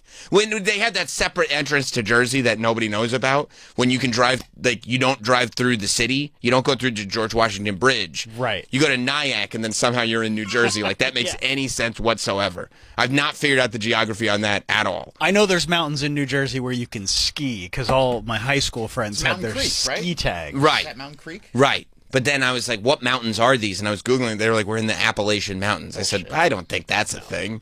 I don't think. I mean, look at that. This says that the Appalachian Mountains go all the way from above us in Maine down through New Hampshire, Vermont, through New York and New Jersey, into Pennsylvania. Apparently, this says there's Appalachian. Is that Washington, D.C.? Through Virginia into Atlanta. Yes. Like Georgia, I guess. Or is Washington, D.C. over? Washington, D.C.'s here. Oh, okay. It goes through Pennsylvania, but it goes into, like, Virginia. Virginia into Georgia. Alabama, Georgia, Tennessee, North Carolina, South Carolina, Virginia, West Virginia, Kentucky, Maryland, Pennsylvania, New York, Ohio, Vermont, New Hampshire, and Maine. Some sources also include Massachusetts, Connecticut, and New Jersey in the broader definition of the Appalachian region. That kind of makes it seem not very special anymore. Also, it's not a region. It's the entire East Coast. Yeah. It's all of it. All right, so it's a bunch of mountains. Like, that feels like you could throw Florida in there, too. And go, like, the Appalachians of Florida. Right? So, I mean, but... all right. Because that's the... It's also tough because you go like, oh, we went up into the mountains, and everybody's like, oh, that's great. Which mountains? Oh, the Appalachians. Oh, really? What? Like, where in the Appalachians? In Jersey. And they were like, what? But you have to. I don't know how to phrase it because otherwise it sounds like I would lie. I go. You have to, right? Yeah, I would have lied too. Because you go like, oh yeah, we took the kids on a trip. Like we went to a resort in Jersey. And they're like, they think you went to like, you know. Oh, Six Flags, cool. Yeah, the mall. like the American Dream Mall. You go to Nickelodeon American Dream Mall for the day. You go to the Meadowlands Resort. What are you talking about? How'd you decide on this? Well, we were looking at stuff in the area because you know, my kids were like, I was like, let's figure out we wanted to do a road trip because that's way easier and not like a 4, 5, 6 hour road trip, like just a couple hours, right? And then it's just a drive. When you have 3 little kids, it's a road trip. Feels longer. It's a road trip. Like it's like, yeah, and you know, multiple stops too. But, you know, when you go here, there's a Wawa. You get far enough into Jersey that you get to hit a Wawa. Like, it was great. Yeah. But, you know, then you're talking about, like, okay, Great Wolf Lodge, Poconos. Like, what are we going to... Like, these are the kind of aspects that we're looking at. And then we found this great place that is, like, way out in Jersey that I had never even heard of. But it's, like, I'm sure that in the winter... It's one of those places that probably in the winter, I would imagine they're skiing there. There's like a massive, beautiful golf course that people would just go and do golf. But then they also have like all kinds of stuff. They have pools, and they have this, and they have that. And I was like, okay, yeah, this is perfect. They have activities all day long you can sign up for. Is there a lot of room for the activities? For the children. They cleared out a bunch of the trees. Oh. And they were like, they looked around, and they were like, we cut down all these trees. I can't believe it. There's so much room for activities. They got permission before they did it. Yeah, they went to get the permission, and they said, you're adults. You can cut down as many trees as you want. So, yes? So you're saying, yeah, that's what they said. Yeah. Yeah, but so we went up to the Appalachians there. And we Don't say that. That's the Appalachians of New Jersey. This feels like stolen valor. It does a little Doesn't bit. it? Like, yeah, it doesn't. I don't. Why New Jersey? Like, just go up to upstate New York. It's probably just go to as close. Catskills or something. Yeah. Well, I'm not. It's not. That feels like you have an anti-Jersey prejudice. This was a very nice place. I don't like you saying we went to the Appalachian. Yeah, it just sounds weird. Right. You went to New Jersey. No, that's You fair. went to Jersey. Went to Jersey, and then because the problem is that when you say you went to Jersey, you're like, yeah, you didn't have to pump your own gas. Cool. Yeah. Yeah, like why would you just go to? Would you go to Rahway? Like, you know, like that's the problem, that you're stuck between a rock and a hard place. And I'm sure that the spot that we went to has, you know, a horrible time with this because people don't believe them that they're in the Appalachians, and then they're like, well, I'm not going to go to Jersey on vacation. I mean, there are people who like, you could be across the country, and it's like, well, where are you going to go to vacation? I tell you where I'm not going. Jersey. Nobody does that. Cross that off the list. That's people are going to look at me crooked. Like right now, you guys haven't even asked anything about the resort or if it was nice or anything. You're just like, why would you go there? Yeah. Especially because the Catskills are so beautiful. This place is beautiful. You say so. Okay. All right. Do you believe it? I mean, I was watching your Instagram. I didn't know if I saw any pictures of anything beautiful. I know. It's so weird, right? That that I would go on Instagram and just let my personal life be my personal life. You think you'd post like, hey, in the woods or... recharging the batteries. Why would I do that? Hanging out in the Appalachian Mountains. Why would I need to do that? Just to keep up, so I could go. Oh, how was your trip? Right. No. You could. You have my number. I'm not going to be like, hey, you going anywhere today? Yeah. Right. No. Okay. Tomorrow. Hey, you going anywhere today? Hey, Sam, turn on your locations so I could know where you are. Yeah, I want to chit chat with where you're at. No, I know it sounds crazy, but I don't feel. I don't feel the need to let the Not Sam universe know every single move that I make. But see, this is nice to just post something. Yeah, and this would if you posted something beautiful, right? Like, oh yeah, it really was beautiful. So now you're having to sell us on this on the air when you could have posted some beautiful photos. Like, oh, where'd you go? Right. I went to New Jersey. That's in New Jersey. You're kidding me. But you're saying because I didn't post it, I'm sitting here telling you. And you're not doing a good job. And you're going like, I don't believe you. I don't believe you. Okay, that's okay. You were in the woods. Okay, fine. That's the wood, but you don't even believe that it was like mountainous. I mean, if you say so, it says it goes through there, but it's not even like in the main list. Yeah, it says some sources also included, and that's the AI overview. So you're going to take that over me. Of course. Yeah, I get that. To be fair, I didn't know. I just knew it was mountains. I didn't know it was Appalachians until I was hoping it. When I looked it up and I said, okay, I'm going to have to describe to people where I went. What mountains are these? When it said Appalachians, I was like, oh, no. Everyone's going to think I'm making it up. Yeah, I still do. Yeah, I don't believe it. I mean, it was amazing. This is the first time I don't believe the AI overview. Yeah. Because you don't even think that some sources would also include New Jersey I mean, in the that Appalachians. part doesn't make any sense to me. It either is or it isn't.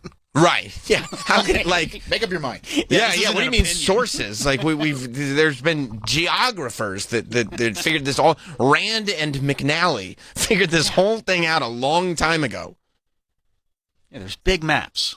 Yeah, no, it was great. They had infinity pools. You know, that just like go off. When you're in the mountains, infinity pools, they look amazing. Can I see a picture of it? I mean, I don't know. I got all kinds of pictures on my phone. Can you say what it is so we can look it up? Oh, Can you say the place? Crystal River? I kept calling it Crystal Lake because it's like Friday the 13th, but it wasn't Crystal Lake. Maybe Crystal River. Oh, Crystal Springs. There it is. Look at that. You don't even remember where you went. Yeah. How are you not paying attention to where you go? I don't care what it's called. You should. Man, did your wife just put something in GPS and you're like, okay, go. Here we go. Tell me. That looks beautiful. That does look beautiful. See, if you would have had a picture of this, I would have been like, wow, that's beautiful. Where did you go? Well, I mean, you know. That looks like the Wilderness Lodge at Walt Disney World. I'm not like Nicole Biggins that's turned her Instagram into a cheap sponsorship. I mean, that's just paid advertising. That's a whole other. What, you mean the new Nicole Biggins coffee Instagram account? I mean, coffee and apartment hunting. And it's all, I don't mind a little bit. I sponsored posts, I go, good for you, get paid. But when they're only sponsored posts, I go, a little something that's not, I know what you're drinking. I know what you're having to drink. Yeah, now see, if you had posted that. Yeah. But I don't need to post it. I was there. I know. I know. See, that's the other thing. Yeah, you gotta let other people know. Why? I don't sit there at the when I'm relaxing with my family and having a wonderful time with them going, man, I hope Troy and Travis believe me. Yeah, you just throw up a quick story. Yeah. I mean, it takes 3 seconds. Yeah. You love posting about your stupid emergency podcast. It's endless. Post one thing about Crystal Springs. And you post it after you're gone so nobody's like, oh, Sam's there. Let me find his room number. Yeah. There was, I did post, I believe, I don't remember if I did. I think I posted a story. We went, they had stargazing was one of the activities one evening. That's not an activity. And you just look up in the sky. No, there's a guy. Anyone can do it. You don't have to pay for that. No, that is fair. But no, it's a man who knows all about these stars. He builds telescopes. I mean, this guy, he spends his whole life looking at stars. He was even kind of, he goes like, I mean, it's good to look at stars here, but it's better to do it in the Adirondacks. And we were kind of like sitting there going like, well, we're not in the Adirondacks, okay? So can you just show us some cool shit here? Yeah. But we saw the Big Dipper. That's cool. Yeah. We saw all the stuff, and he had a big telescope that we got to look through and see like star clusters and stuff like that. And I'm sure the kids like that. Just my son went because it was like 9 o'clock, 10 o'clock at night because you got to wait till it gets dark. Sure. Yeah. But he thought it was amazing. And I think I did post a picture on my stories at one point because like if you turn off your flash and just keep your camera still. You can get a pretty cool picture of the stars. I was like, what the hell is this? Right. Why is he posting a picture of the stars? Oh, it's cool. It's a lot of stars, right? Now you know. It's a very finally, but it's like I'm having to like put clues together. I'm like, what is this? Blues Clues? What is this? And then somebody else playing Carmen Sandiego with you. Gotcha. Where in the world? Yeah. Is the last professional broadcaster. Yeah, no, I mean, it wasn't, again, I was just like, oh, this is a great picture of stars. Like, stars are nice. And then somebody, I forget, I think it was like Miguel or somebody was like, Kathy Kelly posted stars. I'm like, why is Sam posting stars? And Kathy Kelly's posting stars. This is strange. Who, you were thinking that or Miguel? No, Miguel was posting this, and I'm like, yeah, this is kind of strange. What are they doing? Yeah, I wouldn't fall into Miguel's traps all the time. He's got to get a life. You know what I mean? Everything means something. Yeah. No, I wasn't thinking about what Miguel's interpretation would be. But also, like, a little context would have been nice. No, it's not a biography. Like, it looks like you accidentally took a photo of the sky and accidentally posted it. Yeah, it looked like some boomer shit. Right. Like my dad called me over the weekend. Right. He didn't mean to call me. Right. I texted him. I was like, did you mean to call me? He said no. It looked like I went full Shannon Sharp. Like, or throw a song behind him, maybe put hum, stars. Oh. Say something. No, that would have been great. Stargazing tonight, out in the woods. I mean, I'm not... that takes you 3 seconds. Do you think I should have put the apostrophe, no G? Stargazing? Stargazing tonight, like, cool, out in the woods. Not this, like, random, like, what the hell is this? Yeah, recharging the battery. There was no... Yes. I didn't feel the need to update everybody. I said, we'll talk about it when we get back. In nature. Yeah, instead I you just love post nature. a cryptic photo. Yeah. But, I mean, can you imagine anything less in nature than going like, "Ooh, let me get an Instagram of this and post in nature"? You're not in nature. You're worried about making sure your followers know what you're up to. Well, I don't need to prove it to anybody. Nobody's asking you to prove anything. You both are, because you said the Appalachians don't exist in Jersey. We don't believe you unless we see photos. That's what you just said. I mean, so you 100% are asking me to prove it. Don't say you're not. Troy, did Travis just lie? Well, I'm with Travis. There could have been a little bit more involved. Yeah. I mean, I don't think it's unreasonable. You have a show. You have a radio show. It's stuff to talk about. Yeah. We're talking about it. I was on vacation from the radio show. Well, you guys tell me. You tell me. You go like, oh, you got to take a break. You got to take a vacation. It's bad for you. You're doing too much, Sam. You're doing too much, Sam. I finally take a week off. You go, oh, we got to keep the listeners updated. It's not enough. No, but if you're posting a photo, you might as well put some context behind it. It's a story. It's disposable. Maybe right. I'm not the only star here. That would have been cool and relatable. Very self-aware, too. No, I know. If it was a hard post, I might have, really put some effort into it. But it was not a hard post. It just went away. And by the way, this place looks beautiful. It looks amazing. It was beautiful. You could have posted some stuff from this. You should have asked them if they wanted to do a sponsored post. That's right. It wasn't a sponsored deal. I hadn't sold out like that. I just called the thing and got some rooms. Or I didn't sell out. I just got a couple days in a nice hotel and took my family out. I wasn't like, oh. That's wonderful. I'm sure they appreciated it. We can turn it into content. Everybody have fun? The funnest. The funnest? More fun than Disney World?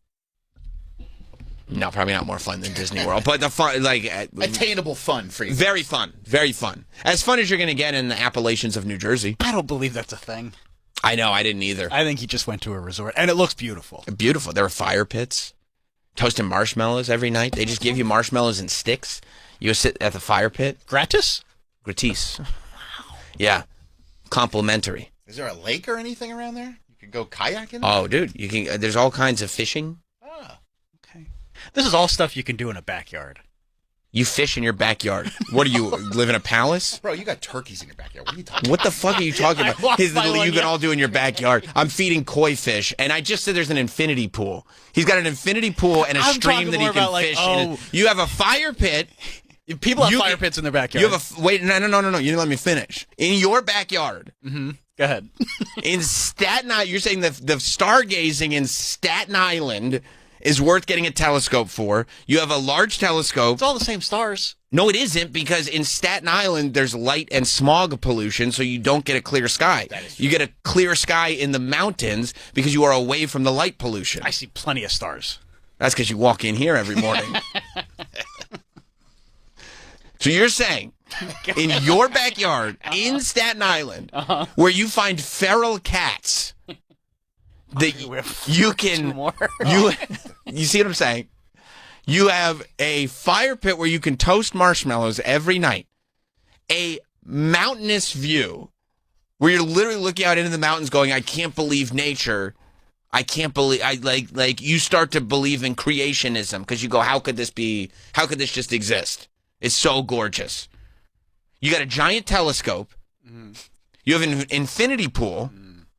And you have a stream where you can go fishing.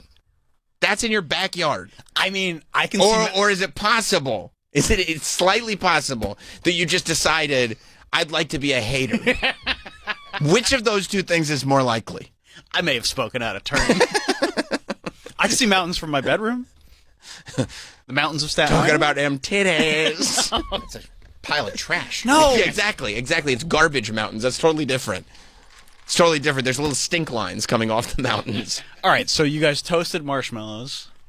2 pool, and by the way, 10 minutes. Oh! What else did you do? You would take 10. I was chilling, dude. At that fire pit, you couldn't pry me away from that fire pit. It was the best. Fire pits rule. What days did you go of the week? Tuesday, Wednesday, Thursday. Okay. Did you miss wrestling? No. Okay. Well, I mean, that would never happen. Did I miss wrestling on television? Yeah. Like, sure, there was some, but it was strategically like I could catch up on it. I missed NXT. Right. But you caught up. Yeah, of course. I mean, they have internet, I'm sure. They absolutely have internet. They got Wi-Fi. It's wireless. You don't even have to plug it in. What? Yeah. Yeah. What about these balls? Were the kids bouncing on these balls? I don't know if they had. We didn't get a chance to check out the bouncing balls. But wait till I tell you, Troy, you're gonna love this. Yeah. Wait till you find this out. That looks fun. Yeah, that looks like a great. Dad ate shit. That's fun. They got 2 pools, right? And they keep the pools like hot because some of them are there's one of them's indoors. And they keep them open all year long. Oh, that's and there's even an outside section that stays really hot. So you can swim and you can go outside and they keep it open like it could be snowing. That's cool. And you can chill. That's beautiful. Look at that. Both of the pools, wait till I tell you this. Yeah. You're gonna this is that for you. Real? It's real. It's not AI. Both of the pools, water slides. Oh, that's great. You love water slides, right? Love water slides. And they're good water slides. They're not shitty. They were fun. Did you go down them? Both. Oh, sweet. And then I thought, is there a turn?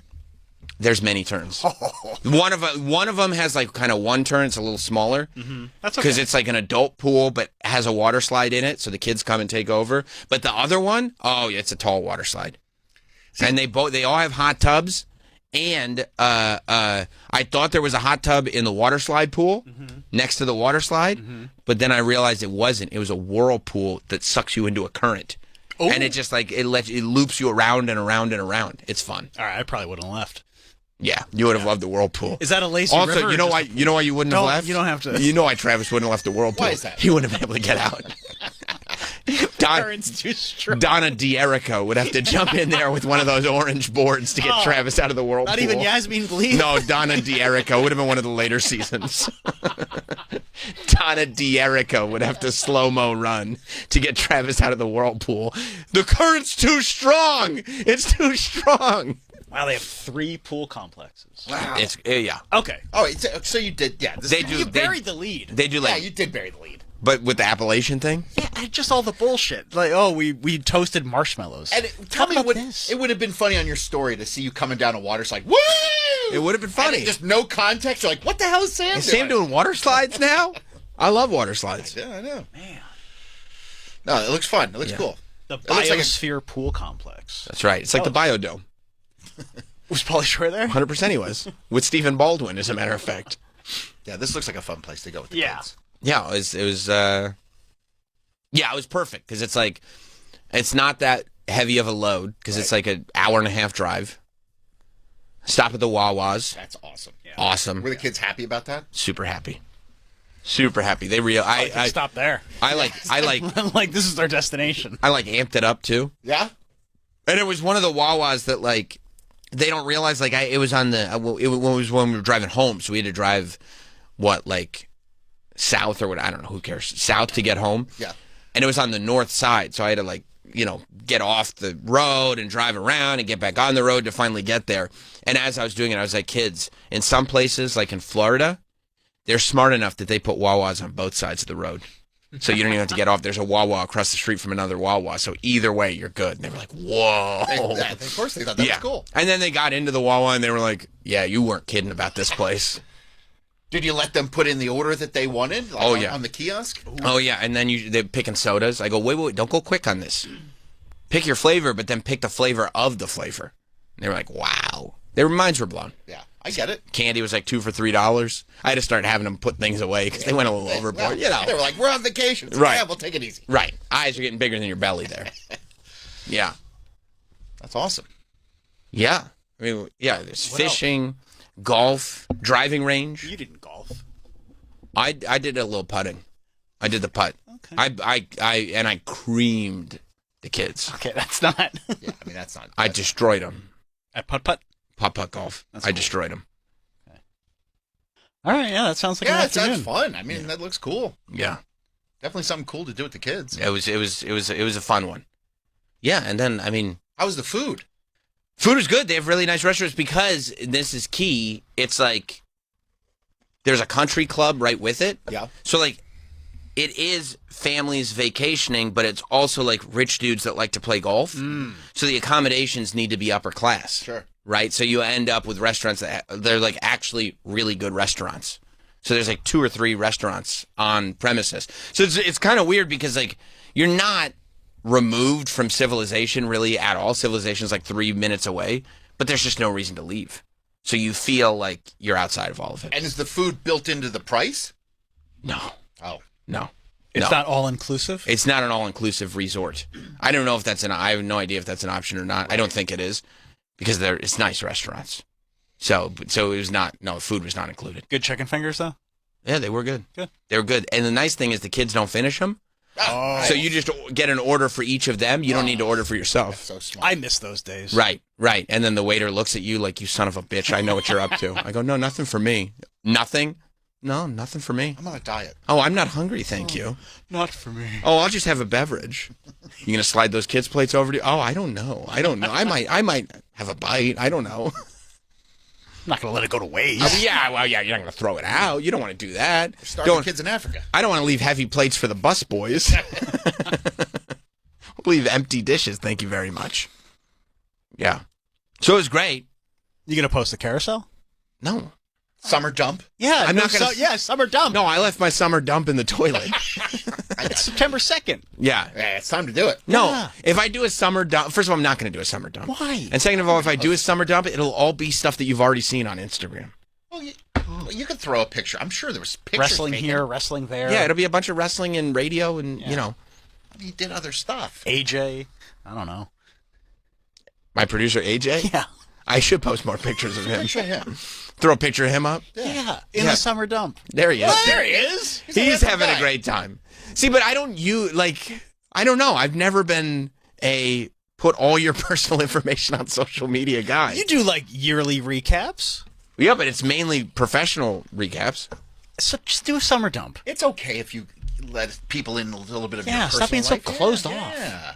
I have borders and boundaries. Okay, you don't have to let them all in. Post pictures of your genitals, but I was thinking about that. I mean, we went post my bunghole.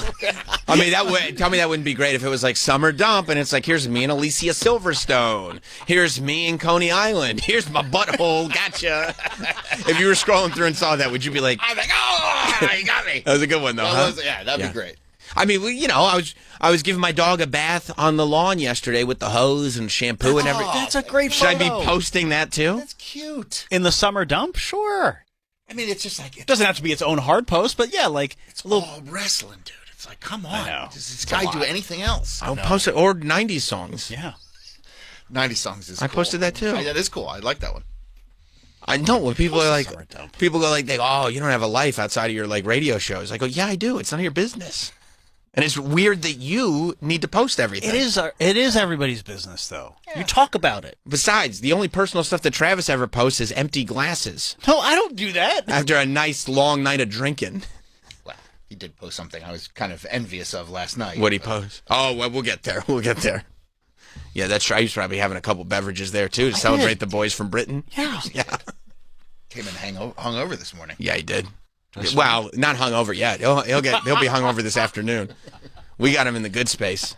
Still a little tipsy. The sweet spot. Yeah, a little glassy eyed. He's got the sweats. We can smell it, but the studio does smell a little bit. A little bit. I mean, look, it can go much worse. Can you guys? I mean, what would you guys have said about me if I came back and I was like, yeah, we all went to Hershey Park, but it was terrible. My kids started walking across the monorail track. That's your kid. My fucking kid is, I don't know. He's walking, and then somebody else goes to say, I would have gotten up there. I didn't know where he was. Kid got away from me. He's walking down the monorail track. Where'd that kid go? Where'd the kid? Oh shit, he's up there. I don't even know how you get up there. I don't either. I mean, it was insane. I'm watching this video is on Twitter. We'll repost it at Sam Roberts SXM. But these people are they're trying to have. I mean, it looks like a movie. Yeah, this is insane. The family's trying to have a nice Hershey Park, and I've been to Hershey Park. I love Hershey Park. Trying to have a nice Hershey Park vacation, and all of a sudden, you look up and there's this kid, and I would think 4. He looks like he's about 4 or 5.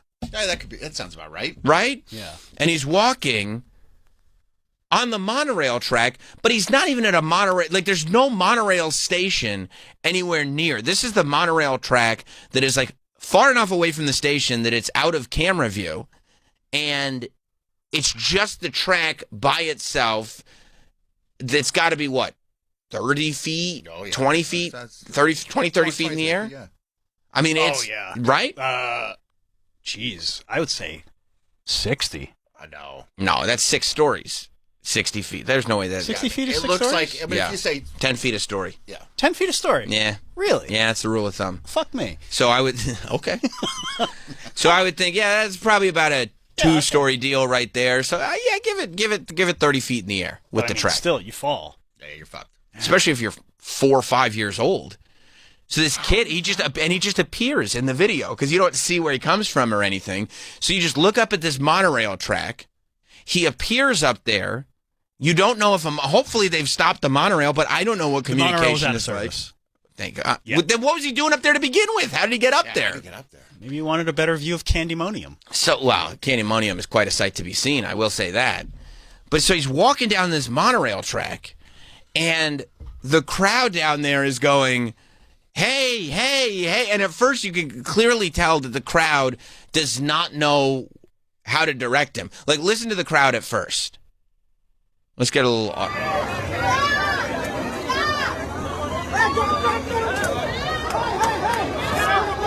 Stop! Keep going, no! See what I mean? Like, can you imagine? You're 4 or 5 years old. No, this way. There's a whole bunch of people down below. You're like, oh, fuck, I just realized I'm in a terrible position.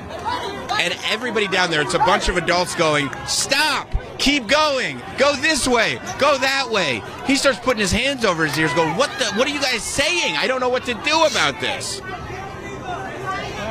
He was 100 feet. There's no way it's not 100 feet in the air. 100 feet. 100 feet is 10 stories. It's not 100 feet in the air. I mean, look how high somebody is. They're probably 6 foot compared to that, so it's probably Home plate to first base is 90 feet. That's how I visualize things. Maybe. I don't know. You got me. You think that's 100 feet? Because I visualize it the same way you do, Troy. But you know what? Maybe it's forced perspective, too, when we're looking at it. Right? I mean, monorail track about 100 feet. So if you look at a guy down there, gotta be high. It can't be like when you look.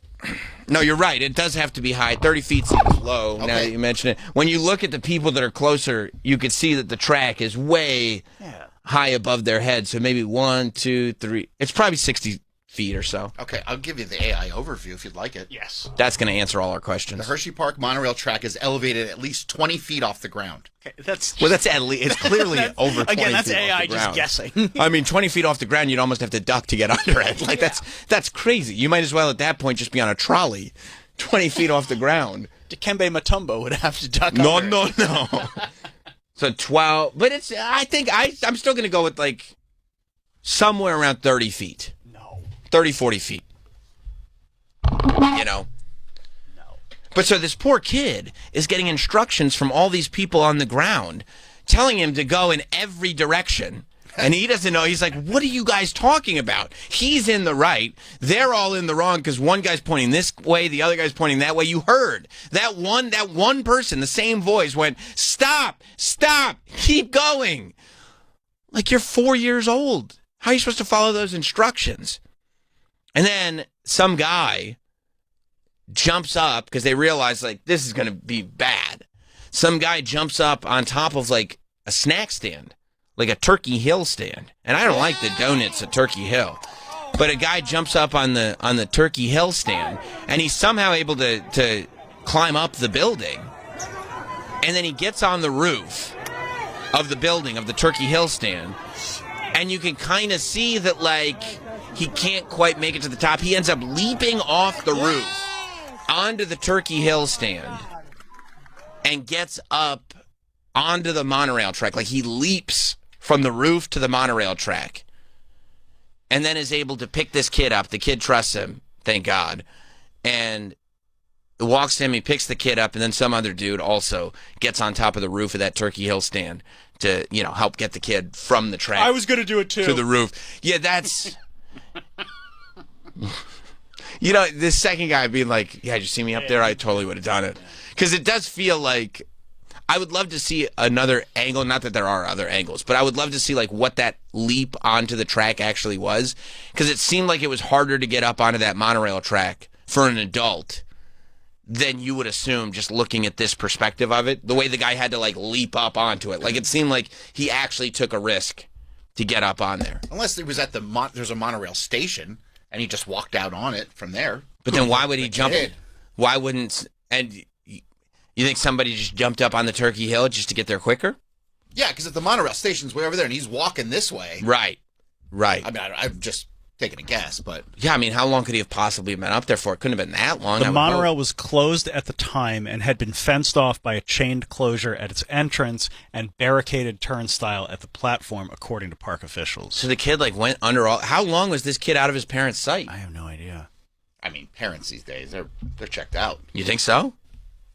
It's Pennsylvania. Well, Hershey Park gets visitors from all over. You think the Pennsylvania parents are specifically aloof? In your experience? And from what you've seen? Yeah. I mean, you were raised by Pennsylvania parents, unfortunately. Yeah. Oh, yeah? You think you could have gotten up there? Easily. No problem at all. They're shoveling a funnel cake in their fat face. And a snow cone. Yeah, okay. You think your parents would have been shoveling funnel cake in their fat faces, and you're up there walking around on the monorail track in your blonde-haired, young Troy days? I didn't have blonde hair at 5, but... Some other Pennsylvania dad has to get up there. That's what it was. The dad on the Turkey Hill is an out-of-town dad. The dad on the Turkey Hill is somebody who flew in from someplace else. Everybody else on the ground is like Pennsylvania going, well, this happens. The boy was reported missing by his parents at around 5 p.m. after he entered a secure area for the monorail ride. He was at the station for about 20 minutes before he began walking along the track. Dude, can you imagine reporting your kid missing, trying to figure out where he is, and then like half an hour later, you just look up like, what the fuck? He's in the sky right now. That's terrifying. Oh. And I hate to crack a hole in Troy's theory, but the guy who saved him was from Bucks County. Okay. Well, there are good people in Pennsylvania. Right. Good. There's also a lot of aloof parents. Good on both sides. Right. Yeah. I mean, you've experienced it more than I have, so I'll take your word for it for sure. Yeah. But you would have been up on that track, you're saying? Most likely. Yeah. You could have. If you led it to my own devices at 5 years old, And you think you would have had enough time with your parents just kind of aloof, maybe at the funnel cake stand? Shoveling funnel cake in their face. They would have done it. Probably. Imagine trying to save your kid, but you got powdered sugar all over your mouth. People know. So good though. But people would know. They go, yeah. We know where we see the powdered sugar all over your mouth. They'd be licking their fingers as they walked up to the kid. That's right. It's like, no, we can see it's all over your shirt. We can see it. No. I did, that was from earlier. Can you hold my funnel cake? My kid's up on the monorail. I don't want to miss my funnel cake. The funnel cake's expensive. I'm gonna eat the rest. just like. Make sure this stays here. I got to get my kid off the monorail track. I'm not done with that. Yeah, I'm not done with the funnel cake, but I want to make sure that my child, my little kid, doesn't fall off the monorail track right now. Oh, no. Oh, looks like somebody's jumping up on the Turkey Hill to get him. I'll finish this funnel cake for a while. Yeah. I mean, I hope that I don't know how they reward people in Pennsylvania, but I hope that guy... Sheetz gift cards? I hope they get. Sheetz should give that guy who jumped on the Turkey Hill like a Happy Gilmore card, where he just gets to go into Sheetz and gets whatever he wants forever. And I know you don't like the donuts at Turkey Hill. Yeah, but the iced tea is fantastic. It's good iced tea. Excellent iced tea. Okay, what are the odds that the parents were inside the Turkey Hill just enjoying an iced tea? That's quite likely. How do they do it in Pennsylvania? Like, if your kid is gone for like 20 minutes, are they thinking to themselves, well, that's that. Okay, we got to make a new one. Yeah. It's like Bobby Lee in his car. That's right. That's right. Here's the thing. Don't think about the loss. Think about the time that we had and chalk it up to a good experience. Treasure the time we had. Right. We don't know. Don't cry because it's over. Yeah. Right. Smile because it happened. We lost him in the closed monorail station. They're like, no, he's fine. He's right there. Yeah. Can you imagine? Like, you got to go to Hershey Park and go, like, where's the last time you saw him? In the closed monorail station? I don't know where he went after that. You didn't follow up? No, it's closed. We couldn't get in. I was going to take the monorail to go find him, but they closed it. They closed it. And I don't know. He just ran off into the closed monorail section. The sign says no entry, so we weren't going to break that sign. He did, but we weren't. So you just got in your car and left him there? The monorail was closed. It was over. We couldn't find him. We gave up. I mean, if you open the monorail, we'll go in and look in there, but it's closed. The funnel cake station is open. Man, he took quite a walk. Yeah, so where is this? Oh my gosh. So the station is over where that red box says the word station on it? Yeah, okay. yeah. All right. So that's the station. And then and you see that red line? That's where he walked. Oh my gosh. He had a nice view. He went on a walk. That's terrifying. What else are you going to do? I mean, I guess. But there's only the one station. So there's not even... That's why the crowd was so fucked up over it. They're like... Because technically, the station, if he turns back around, that's the shorter walk by a lot. But it's still pretty far. Yeah. And I mean, it feels like it's, 3 feet wide? Yeah, maybe? It looks small. It looks small. Yeah. Yeah. It's probably bigger than you think, but... Yeah, 3 feet. Yeah, you're right. Probably 3 feet, yeah. I mean, it's just one rail. That's why it's mono. That's a good point. Mono means one. And rail? Means rail. I see. I think I saw one of those in Ogdenville. Oh, not anymore. It's too bad. Yeah, it looks, I'd say like 3 feet. Yeah, probably. Because what I'm doing is going like, okay, an adult man is probably about 6 feet. Travis would say 5'6", but I think it's around 6 feet. I think 5'6" is a completely normal height. Yeah. But like, if you had that guy, like if he put his belly on the his belly, my belly is on the track. If he put his belly on the track and let his feet off one side and his hands off the other, it's probably only covering about half of him, right? That's probably about 3 feet. Sure. For Travis, it'd be the vast majority. Yeah. Scott in Worcester. What's up, Scott? Hey, how's it going? Yeah, I heard that the boy had an older sister, just a couple years older. So the parents just went drinking, get hammered, and put the older daughter in charge, and then blamed it all on her. Oh, that makes sense. Yeah, that feels like it. I don't know. Was that a reference to what? To the Biggins. Come on. Oh, that's right. The Biggins Can I did. just say, this is my first call in years that wasn't a Seinfeld reference. So. No, yeah. Because I was racking my brain. I was like, no, Kramer didn't have any kids. Thank you, Scott. That was a Biggins reference. Yep. The Biggins did lose their kid. Would you be surprised if this happened to them? No. To see little Keegan up on the monorail track, and then you know what? And then Nicole would come in here, and you know what she would say? I told Parker to watch him. While she was doing what? She's having a drink, having a smoke, knocking a few back. She's on vacation. Hey, everyone's on vacation. We're at an amusement park. That's right. What could possibly go wrong? She'd be posting. Yeah. She'd be like, "Oh, did you guys hear about my coffee?" Yes. Looking for an apartment. I know. No, you're not, by the way. but it was a bad week for amusement parks in Pennsylvania. What else? Oh, I saw that there was first of all, I don't think that you're bringing this up to contribute to the show. I think you're bringing this up to because you feel like 2 years later, however long ago it was, I feel like you feel like it adds more to your case that it wasn't so weird that you got into a fight with teenage girls at Dorney Park. I'm telling you that this is not uncommon.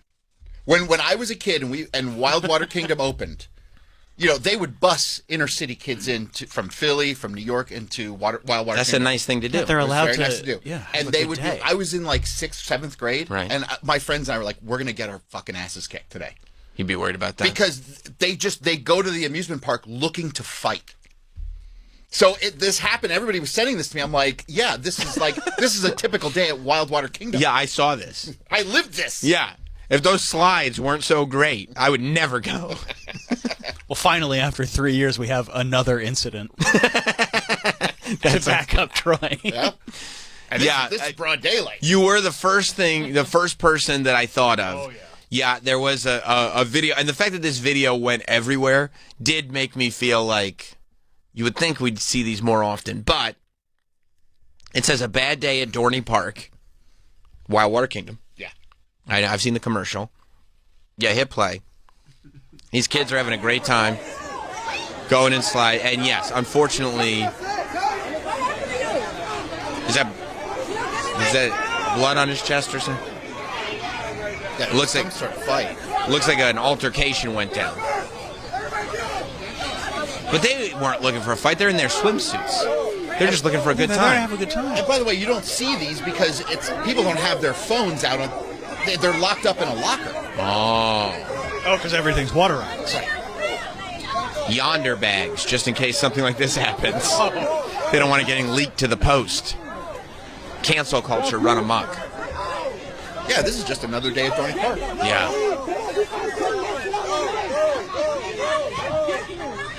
Man, yeah, they're arguing.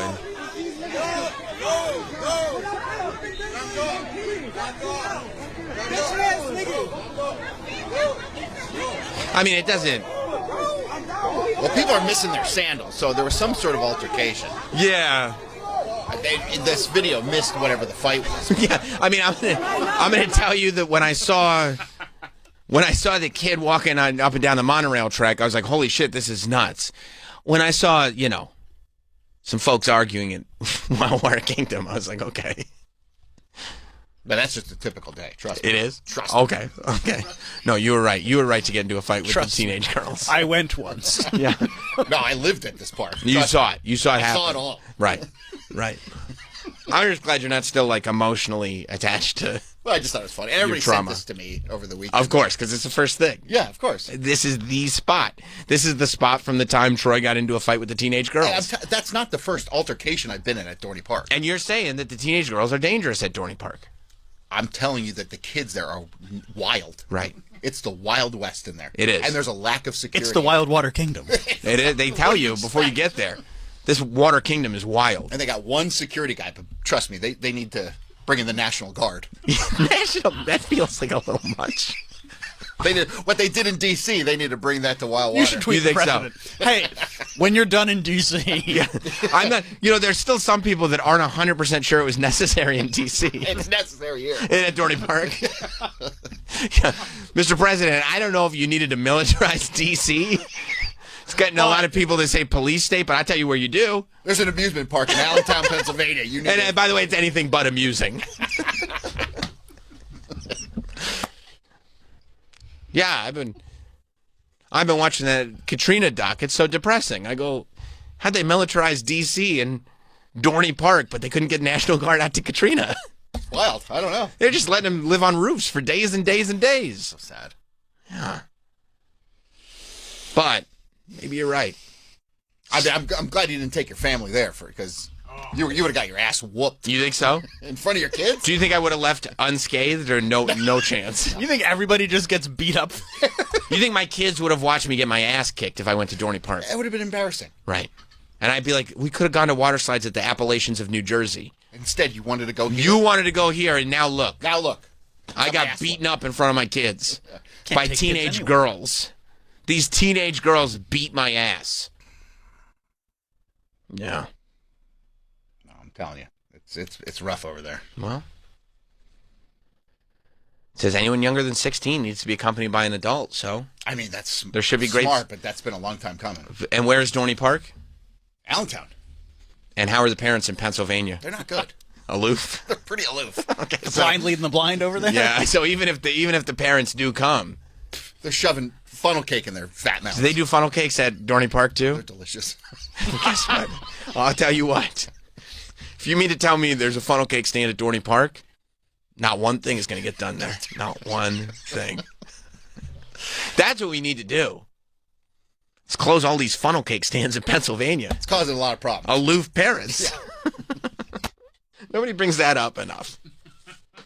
Oh, well, let's take a break. We got so much to cover today. We miss so much, plus so much keeps happening, and I don't know. We got a lot to talk about. We got a lot to talk about from a personal perspective. We got a lot to talk about world events. We'll cover it all. Stay right there. We're going to be back after this.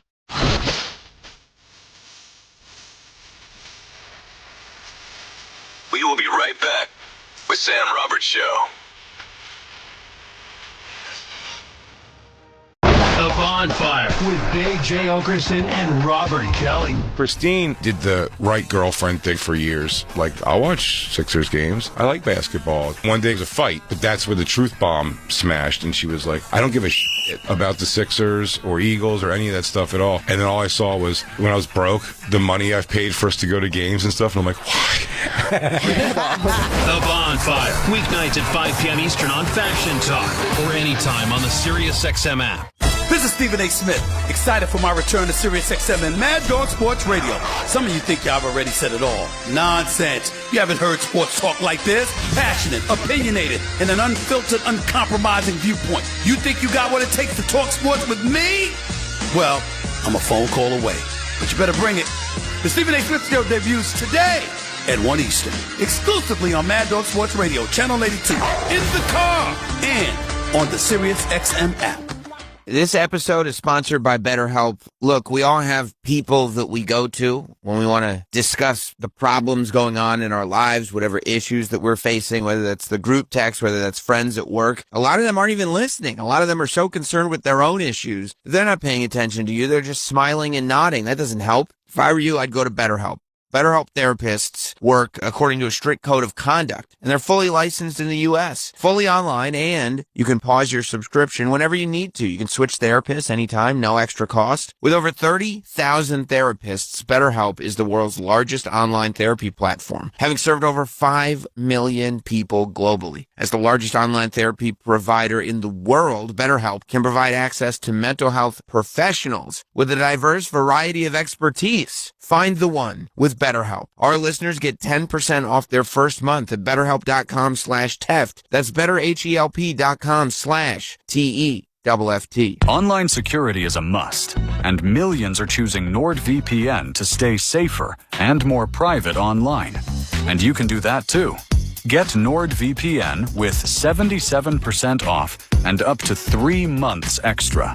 NordVPN will encrypt your online traffic from data snoopers and internet service providers, while NordVPN's Threat Protection Pro will reduce risk of phishing and alert you about the fake online shops and known scams. And that's not all.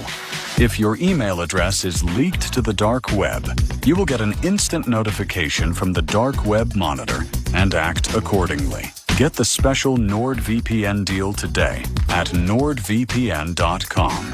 This offer includes a 77% discount on a 2-year plan and up to 3 extra months. Savings and additional terms apply and can be found on nordvpn.com. The offer is valid until October 15th. Mint is still $15 a month for premium wireless. And if you haven't made the switch yet, here are 15 reasons why you should. 1, it's $15 a month. 2, seriously, it's $15 a month. 3, no big contracts. 4, I use it. 5, my mom uses it. Are you playing me off? That's what's happening, right? Okay. Visit mintmobile.com/radio. Upfront payment of $45 for 3-month plan, $15 per month equivalent required. New customer offer first 3 months only. Then full price plan options available. Taxes and fees extra. See mintmobile.com. Welcome to Myrtle Beach, South Carolina, the golf capital of the world. With more than 80 courses designed by legends, stunning coastal views, and perfect year-round weather, there's no better place to tee it up. Whether you're chasing birdies, soaking in the ocean breeze, or enjoying world-class dining after your round, there is magic in a Myrtle Beach golf experience. So grab your buddies and experience the ultimate golf getaway. Plan your trip today at playgolfmyrtlebeach.com. That's playgolfmyrtlebeach.com. Hey, Metallica family. This is James. It's Lars. This is Kirk. It's Robert. It really means a lot to have our own channel here on SiriusXM. For us to be able to have a platform to share the music that we love, the music that we create, the music that inspires us. The most Metallica anywhere. Maximum Metallica. Do you want heaven? Channel 42 and the SiriusXM app. On right now. Hi, I'm Chuck McDowell, and no, this isn't a timeshare cancellation ad. I'm here to help you break free from your overpriced mobile carrier with Red Pocket Mobile. Did you know the average American wireless bill is $140 a month? At Red Pocket, plans start at just $10 a month for unlimited talk, text, and data with absolutely no games and no price increases ever. But it gets even better. Red Pocket gives you your choice of all 3 major mobile networks for the very best 5G coverage anywhere you are. And you get to keep your phone and number. At Red Pocket Mobile, you don't have to settle. I don't see how anyone could say no to getting one low, locked-in price and 3 5G networks. Red Pocket Mobile, your new ultimate cell carrier. Switch and get one locked-in low price, 3 5G networks, and live customer care in 2 minutes. Go to redpocket.com. That's redpocket.com, redpocket.com. Online security is a must, and millions are choosing NordVPN to stay safer and more private online. And you can do that too. Get NordVPN with 77% off and up to 3 months extra. NordVPN will encrypt your online traffic from data snoopers and internet service providers, while NordVPN's Threat Protection Pro will reduce risk of phishing and alert you about the fake online shops and known scams. And that's not all. If your email address is leaked to the dark web, you will get an instant notification from the Dark Web Monitor and act accordingly. Get the special NordVPN deal today at nordvpn.com.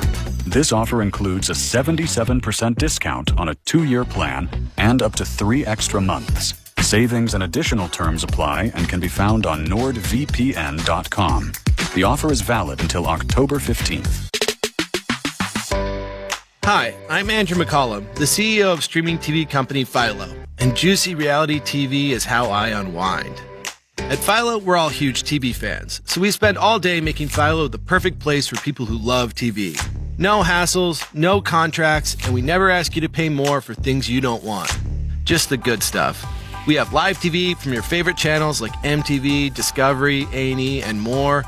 We've got a huge library of more than 80,000 movies and shows you can watch anytime. We give you an unlimited DVR so you can skip all the ads. And we have 24/7 customer service that connects you to a real person in seconds. You might even get me on the line. The best part? At Philo, we think TV shouldn't break the bank. So all of this is just $28 a month when you sign up at philo.tv/Andrew. That's philo.tv/Andrew. Give us a try, risk-free. If you love TV, you'll love Philo.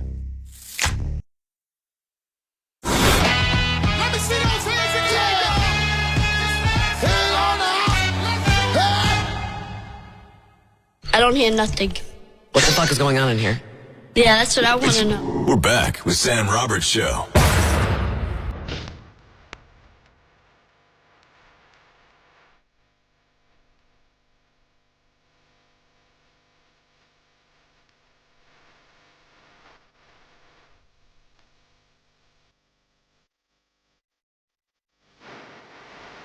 Welcome back. Sam Roberts Show back live. Happy September. Hope everybody's having a good one this morning. I saw we weren't the only ones busy over the break. A big Metallica concert by SiriusXM. I guess Metallica radio's on the way. And I was looking at like all those people at the Metallica show having the time of their lives and going, man, they must all be doing 3 radio shows for Sirius because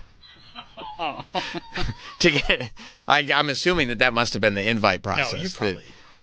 Anybody who's doing 3 or more like daily shows that they actually come into studio for, that are, I mean, you know, the cutoff was 3. 3 shows that are all 3 would have to be.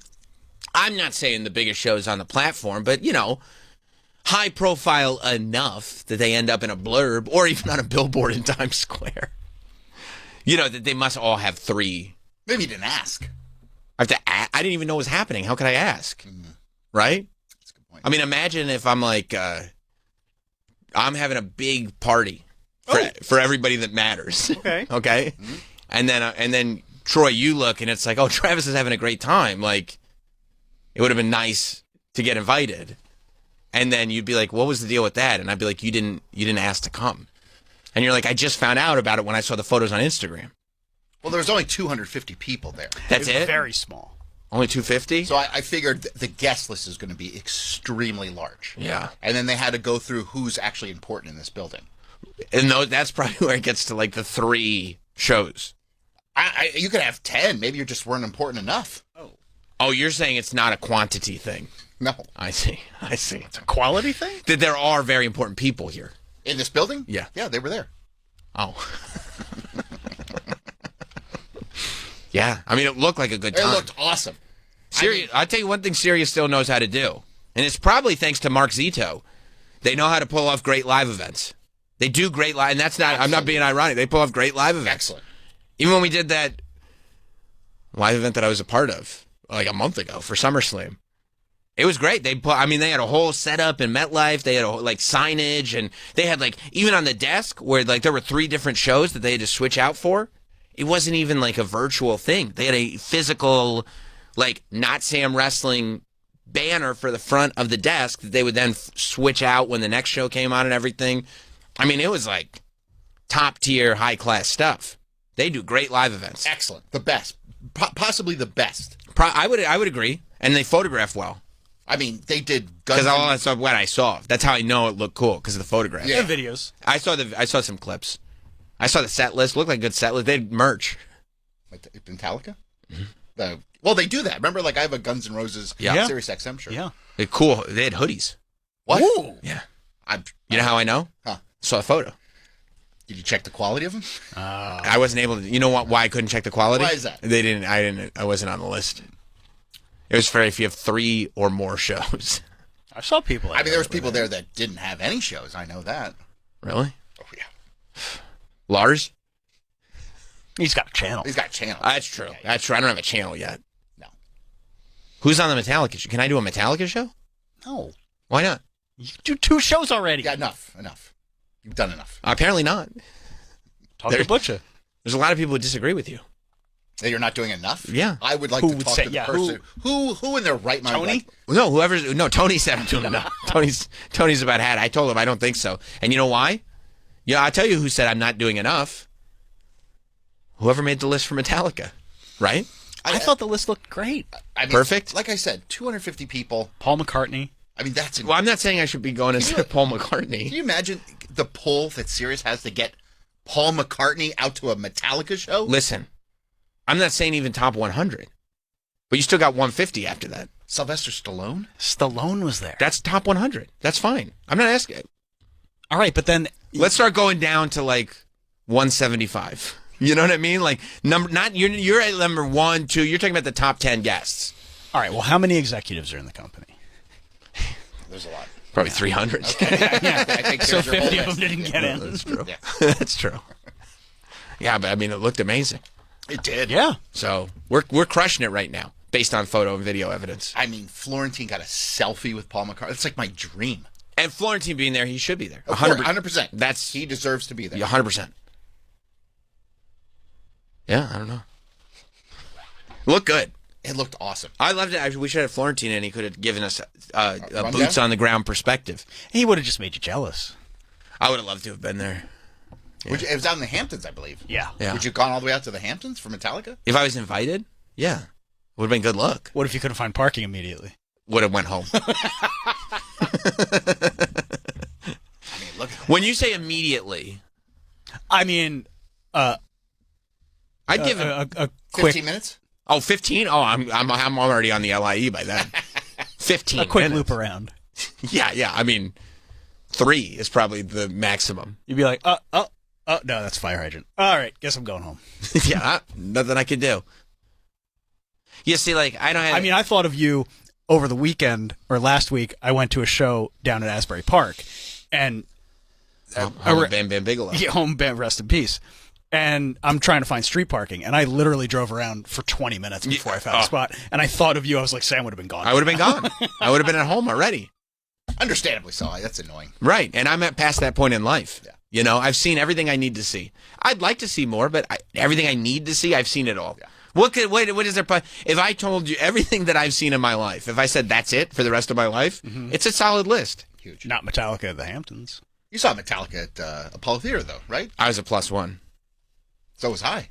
Right. So, yeah, but I did. You were in the building. Yeah. And I think that place only holds 500 people or something. Yeah. Apollo? I would be shocked if it holds over 1,000. I bet it's 750. But you were there for that, so that's huge. Huge, but I wasn't. I was a +1. 15. Oh, okay. Still cool. It was great. Yeah, it was a great memory. Yeah. Great memory. But I mean, 1,500 versus 250. Yeah, I mean, you could see the sweat on their heads. I would love to see the sweat on their heads. That's weird. And just the hey, we see what you're doing, Sam. We appreciate what you're doing. I bet you when they're like, hey, well, who should we invite? Do you think it came up and they took? No. But I bet if you had been like, hey, I'd be interested in doing this. Like I did with Drake? Yeah. How many does the Apollo seat? 1,500. How many nights did he do? 2. So I didn't make the top 3,000 for that. I didn't imagine Drake's guest list, though. 3,000? In New York City? Maybe Andre 3,000. That'd be sick. No, but that's okay because I wasn't doing 2 shows. I was a co-host of one show. We're talking. This is a totally different Sam Roberts. This is a totally different Sam Maybe Roberts. I'm not offended by that. You need to let a whole year pass, and then it's like, okay, then we'll take you seriously. But I feel like if he had been like, hey, I would love to go to this. Yeah, of course he would have. They could have made something. But he didn't even know it could happen. No, he didn't even know. And I don't think they would have. That's on you. Well, yes, I think you could have. Mm-hmm. Yeah, you got juice. Yeah. Having to ask and get in, that's not real juice. And you wouldn't have got a +1. No +1. The people that control this list really like you. I don't know. Well, not enough to think of me. Well, they're not going to like reach out. I know to there you were lots of personally. problems. There were a lot of people, and I'm 251 at best. I mean, that's being generous. Apparently so. All right, onwards and upwards. Yeah. Next time Metallica I'm does sure a they'll 250. Yeah. That would let you. They'll probably do one to close out the channel. Of course. Right? Of course. And this is a permanent channel. So just wait for that one. No, that's true. That's true. No. I know a lot of people. I can't tell you how many people in my social circle had a music experience that they described as biblical. That word biblical. They love throwing it around, don't they? They do. They do. I mean, I'll tell you what. A lot of people getting smited by God at some point. Tens and tens and tens of thousands. Because I heard biblical so many times over the weekend that I was like, man, I should have figured out a way to get there. I should have had the biblical experience as well. I was actually very happy. I had many friends and some coworkers who probably all the same category. Well, no, we'll see. I'm not saying who was who. Who got to see Oasis. I do love when there's like a concert in the vicinity and it's so big that like you hear about it, like people you know. I don't think I've ever been to or seen a show where I knew so many people. Yeah, that were going. Yeah, Oasis was at MetLife. What'd they do? Two nights. Two nights. Sunday and last night. They probably could have done 3. Probably, if they wanted to. Probably, but now they're moving on. I have a friend who was like, "Yeah, I couldn't get tickets to the MetLife show, so I'm going to Pasadena." Dude. And I was like, you just wanted to go to California. There's definitely venues closer than Pasadena. No, that's it. They're only doing Pasadena and New York. The North American tour was 2 nights in Toronto, 1 night in Chicago, 2 at MetLife, 2 at the Rose Bowl. I probably would have tried Chicago. And then they move on to Mexico. But Pasadena's going to be amazing. And then I was like, no, I get it. Bowl? Yeah, going to the Rose Bowl, going to Pasadena, it's going to be awesome. But yeah, so I mean, so many people that I knew were at Oasis over the weekend, including Mr. Travis Teft. And you know how he described his experience? Biblical. We learned from Liam, yeah. That's the word. Listen, you're going to throw that word around. He does. He loves that. I always go back to the TRL appearance. Liam, how you feeling? Godlike. Oh. What's it like to have that billboard up here in Times Square? Godlike. Okay. All right. Thanks, Liam. Thanks for being so helpful with their gods. Yeah. No, a lot of people think so. And it's hard to argue, especially when you look at the response they're all getting. And people really are. It really felt like people had this religious experience. It was insane. I was watching Sami Zayn, just like... I saw, he was there. And you can tell when... It's one thing to sing along, but you can always tell when someone is fully experiencing the show, and it's like going through their bodies. Yeah. Did you go with your wife and daughter, or just you and your wife? Just me and my wife, Nice. and our friend Matt. Oh, I know. We know Matt. Yeah, you know Matt. We know Matt.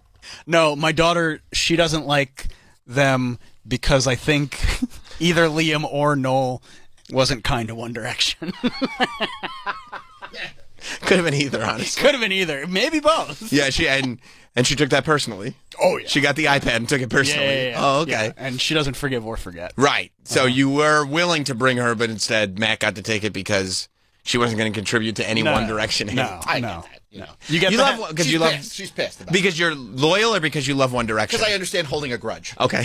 Okay. Well, plus you love Zayn. I do. Yeah. And Zayn's a good. He did that song with Taylor. He's super talented. Yeah, he is. How was it? It was biblical. It really was. Does it hold up to that? Which is wild too, because you have followed the set list. You watched the first show live, like you've seen the show. Yeah, and it's the same show. Yeah, yeah. But experiencing it, it's so weird because like leading up to them coming out, because they do this video package set to "Fucking in the Bushes." Yes. And then they walk out on stage, and you know that they're going to walk out, and you know that they're going to be like hand in hand. But then when it actually happens... They hold hands when they walk out? Yeah, they like raise their hands. Oh, okay. I was about to say, just holding hands. It's like, I mean, I know they're brothers. But like when it actually happens, and you're like, this is really fucking happening. That's so crazy and great that like, as long as this tour has been going on, it's been going on all summer long, that you still, when one gets to see it in person, it's still the same experience everywhere this band goes. Like, oh my God. And they've got to be like, I'm looking at their faces kind of as they're walking in. They've got to be still having this unbelievable You can tell experience. that they're getting more and more comfortable every single night. Noel, you could tell the first night he was like nervous.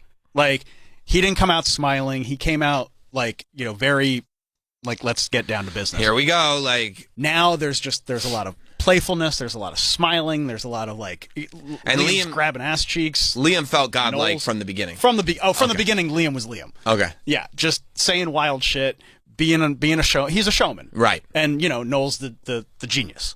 Right. He's the one that writing the songs but as the tour has gone, I think Noel is really enjoying it more. Yeah. And they deserve this. Of course they do. If any band does.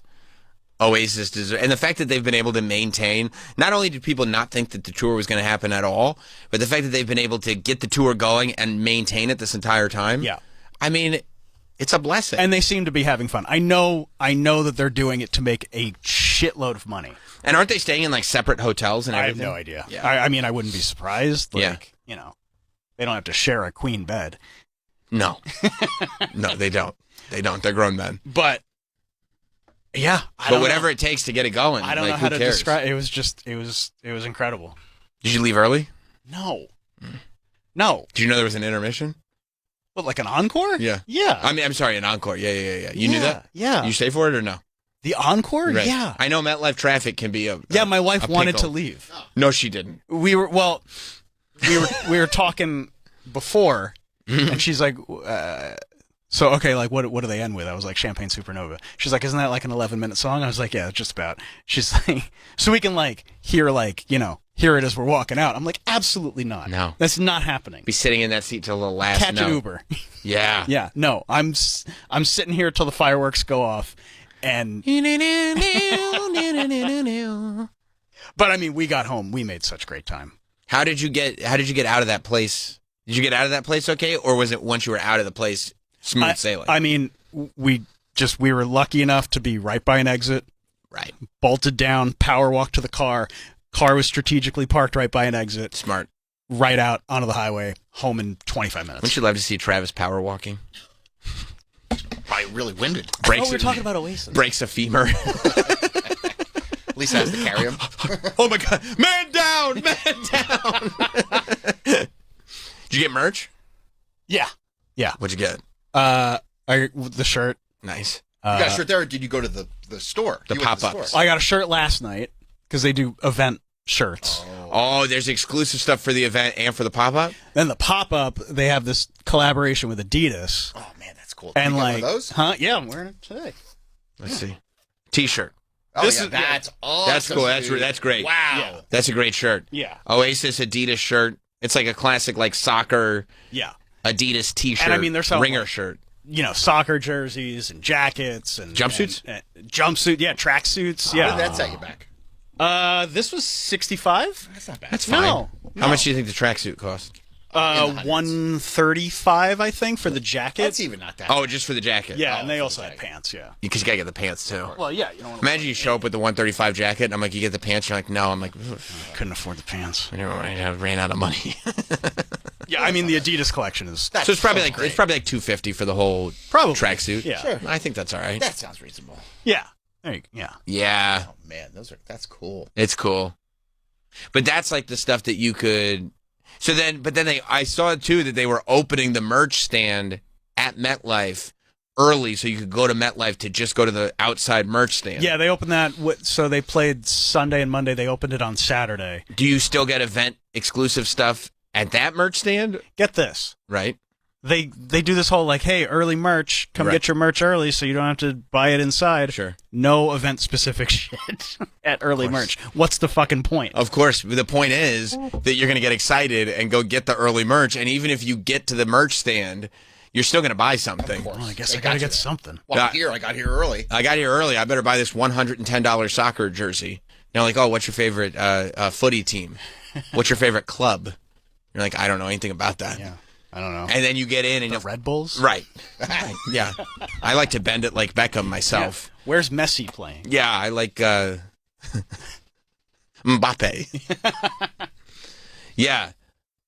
But then you have to get the event specific Oh, shirt. I love an event specific shirt. You have to do It's my favorite thing. Because then you're like, you wear that shirt? Yeah. And you're like, yeah, I was at the show. I'm like, okay, yeah, sure you were. Okay. Yeah, you placed an online order. Where's the actual shirt? Now, how were the lines for the event merch? Nuts.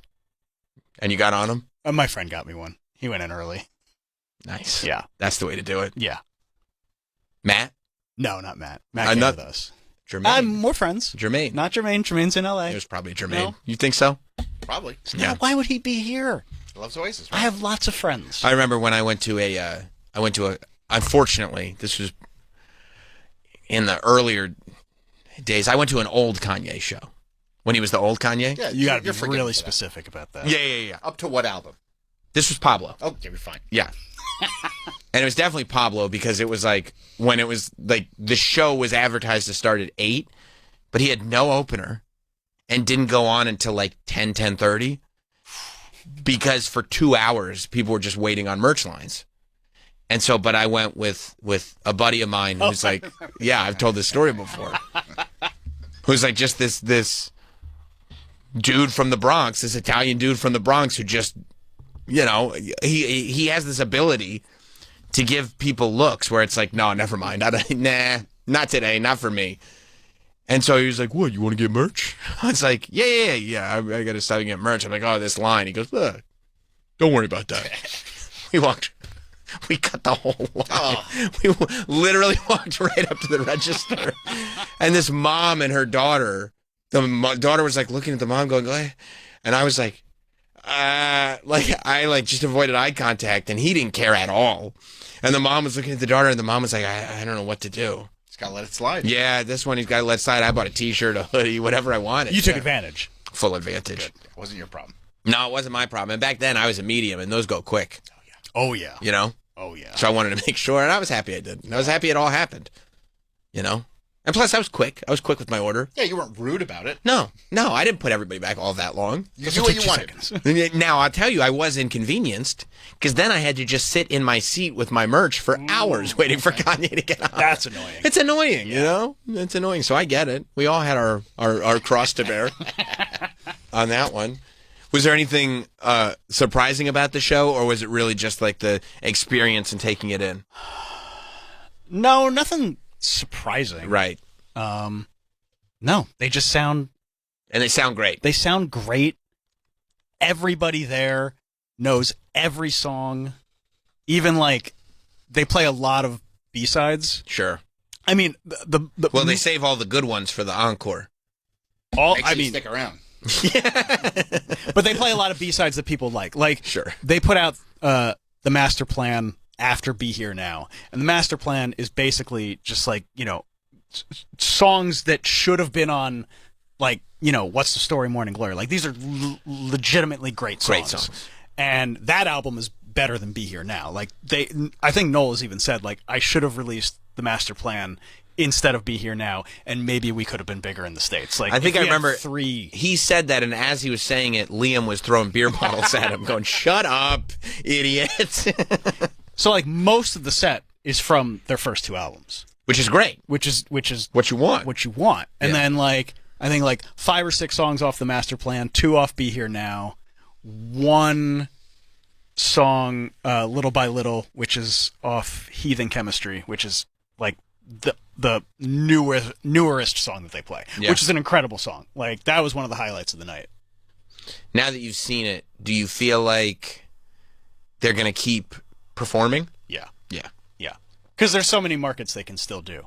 100%. I don't know and they how... can come back to most of the markets. They can come back to most of the markets. I was thinking about this like last night, like, because so much of it is like how special this is. It's biblical. It's biblical. Mm-hmm. The trick is keeping that going.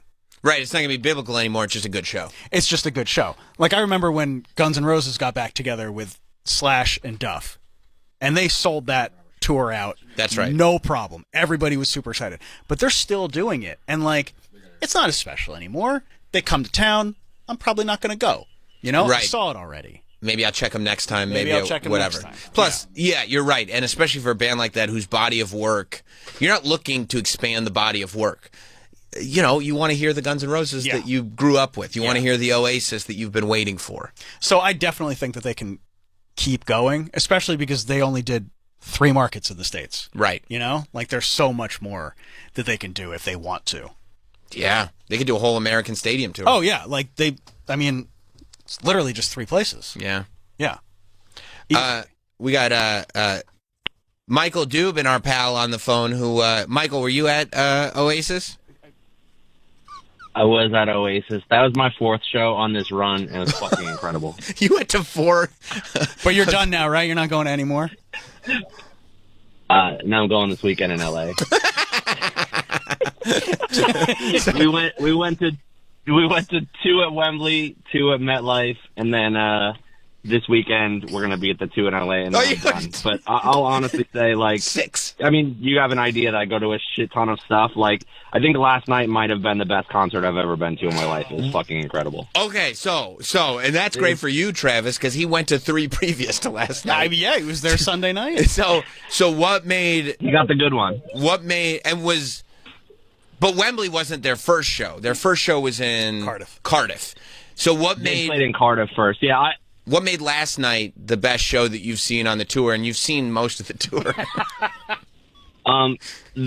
They sounded fucking incredible. Last night I felt it was better than the night before. Last night was the first. We were like in GA in the front area, so it was the first show. The production's incredible, but last night was the first show that, like, I could actually see the band from where I was standing. We were a couple hundred feet away. It was fucking amazing. Is there any part of you that goes like... It was sick, dude. Is there any part of you that goes like, okay, like, 4th time was the best one. Maybe I should sell these Pasadena tickets and say, like, okay, I did it. I can't do it. Can't do it. I'll keep going. And it doesn't. You're not bored by just seeing. I mean, I know you're not going to get bored because it's Oasis, but like, they don't switch up the set list. It's the same songs in the same order. That doesn't like be like, okay, I know what's coming next. No, man. The songs are fucking great. It doesn't matter. I've seen them 3 or 4 times before they broke up too, and they sound better now than they ever have in the past. It's really crazy how good they sound. The cool thing as it goes on, like, Liam wasn't really talking the shows I went to in the UK, and like here he's like full on like being funny, and there's a lot more personality now than there was with the other ones I saw. Oh, that's fun. They do seem like they're getting more comfortable, right? Yeah, I mean, he came out. So Wembley was like 90,000 people. MetLife was like 60. And in the middle of the set on Saturday night, Liam's like, "Oh, this is a really nice stadium. It's almost as big as my house." That's funny. That's awesome. Now, are you in the merch business and souvenir business? Are you getting event shirts for everything? You don't even want to know what he's bought. What have you bought, Michael Dubin?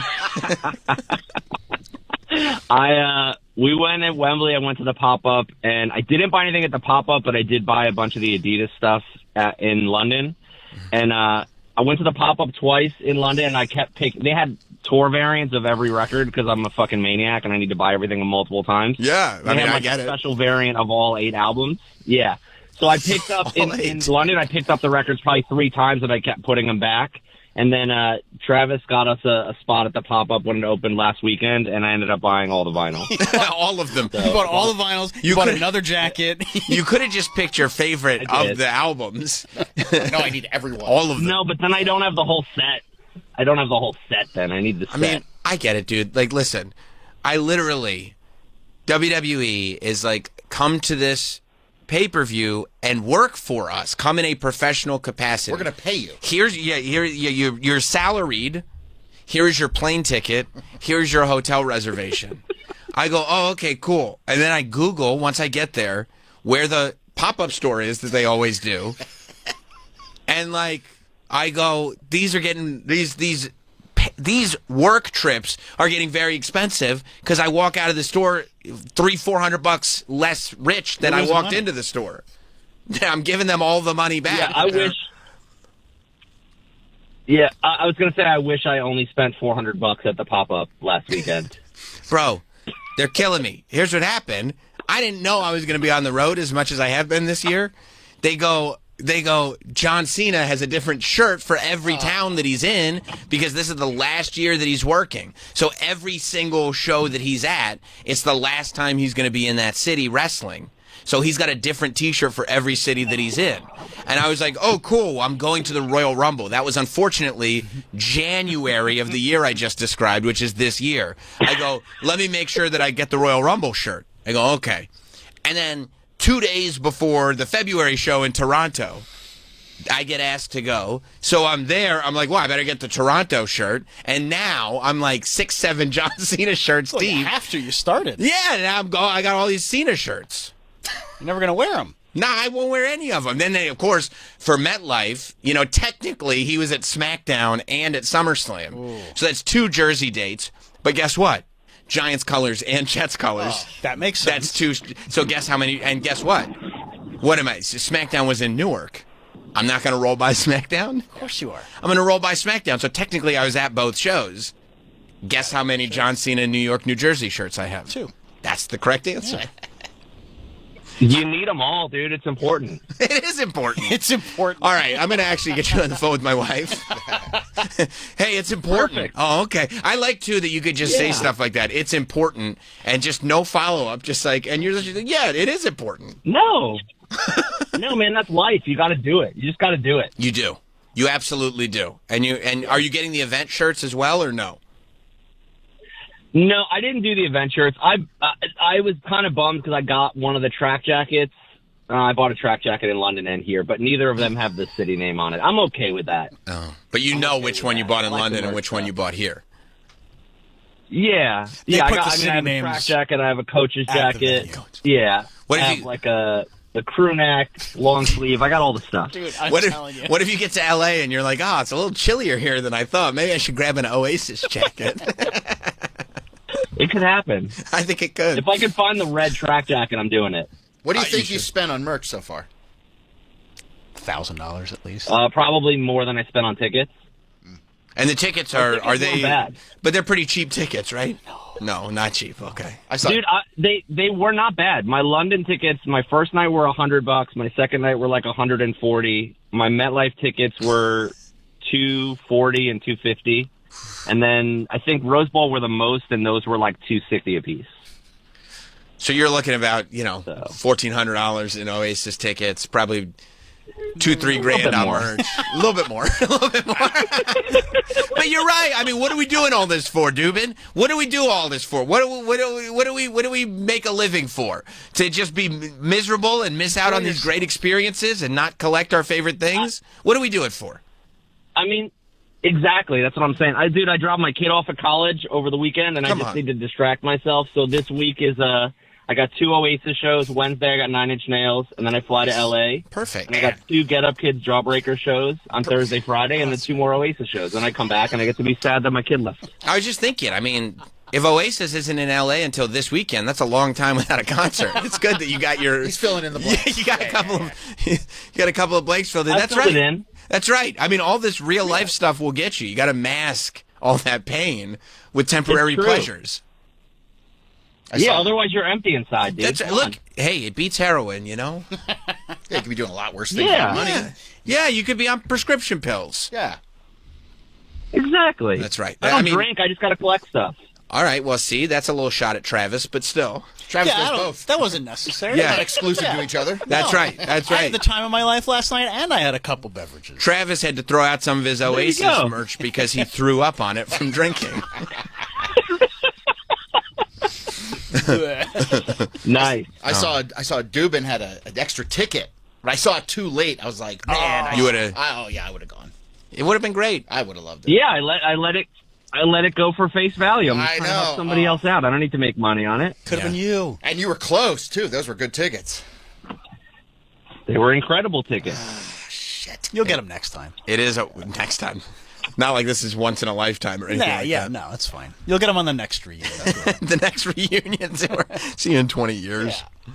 Well, thank you, Dubin. Thank you for the insight. Thank you. I got to go to work. I'm sitting in the parking lot, so I will talk to you guys later. All right. See you later, man. He does. He especially has to go to work now. He's got a lot of tickets and merch to pay off. He's dropping $10,000 on Oasis. I mean, he's insane. But you know what? You think he'll ever go like, I shouldn't have done all this. I wish I had the cash. No. I don't think so. No. Because you can't get buried with your money, but you can get buried in an Oasis tracksuit. Yeah. And that's how I would want to go out. And if you come on hard times, you can always sell it down That's the right. road.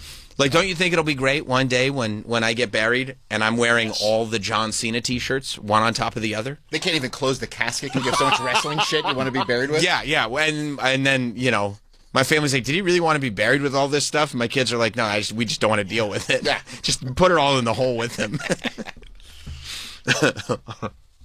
Yeah, I mean, I've never gotten that far, except hearing those stories is always so dangerous because I go like, oh, okay, well then I can do that. If he can do that, I can do that. Yeah, I mean, you don't go that far, but you walk the line. I do. I keep a close watch on this heart of mine.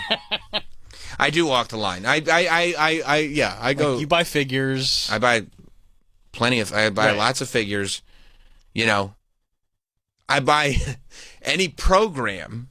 It's a ridiculous rule. It makes sense. Any program that I'm in, I haven't gotten all of them because, like, for instance, like WWE did a pay-per-view in Paris this weekend. Right. I'm not going so crazy as to find people in Paris to get me stuff. If I'm not there, I'm not there. You're in the program? I missed it. Any program that I'm in, I buy and usually end up buying like 3 copies of. Oh, 3's a lot. I was going to say like 1. Okay, I get that, and that's actually something that you should do. You're in the program. It's cool. But also, most of the programs they just change the cover. Same program. Same. It's just the pictures of all the superstars. But I'm in it. You don't need that. And I buy, but that way but I will usually like maybe I'll give one to my kids, and they'll like I can't if I'm giving one to the kid they bend all the pages. Oh, they're little kids, you know what I mean? They're reading it. I would probably any event that I worked, I would want the program from. Like I understand you're not going to like go out of your way to get the Battle in Paris, Clash in Paris program because you didn't work the event. Right. I mean, I did the podcast after it, but I did it from the basement. And that's, who cares? Right. Yeah. Well, I mean, people care. They love it. But they love it. You weren't physically there. But I wasn't there and doing the thing. Yeah, no. Oh, wait. Does that mean that was Raw early? Yeah. Oh, that's so good for you. Good for you, bro. Isn't that the best? The past, they've been on a European tour, so the last 2 Raws have been middle of the afternoon. You're done at like 5 o'clock. So sweet. Oh. It's so great. Yeah, last night, it was like 6:30 p.m. We'd already recorded the podcast. You're like, I don't know what to do with myself. I sat out on the lawn in my chair. Should have posted a picture. You got a chair in your lawn? I got all kinds of peaceful things. I have a life. You should let people know about it. They know. We know nothing about it. We know nothing. It's not for you I to know know. you saw some stars last week. Yes, I did. Yeah. Yes, I absolutely did. You know? Well, then you could have gone to Oasis last night. You didn't have Raw to watch. I could have technically made it to Oasis. It was great. But I didn't have a ticket, so they wouldn't have let me in. Biblical. Yeah, I heard it was biblical. You know, well, why don't we take a break? Yes. Yeah, we'll take a break here. Because we got a lot of big wedding news since we've been gone. Oh, yeah, I guess we do. Engagements and marriages. Right, yeah. Tons of it. We got to talk about it all. Stay right there. We'll be back.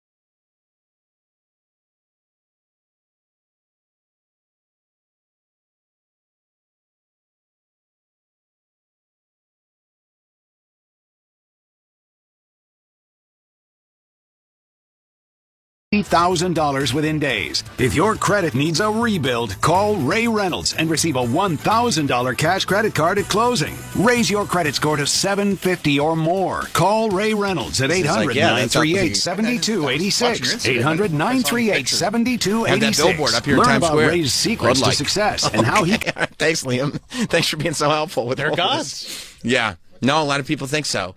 And it's hard to argue, especially when you look at the response there. Gone to Oasis last night. You didn't have Raw to watch. I could have technically made it to Oasis. It was great.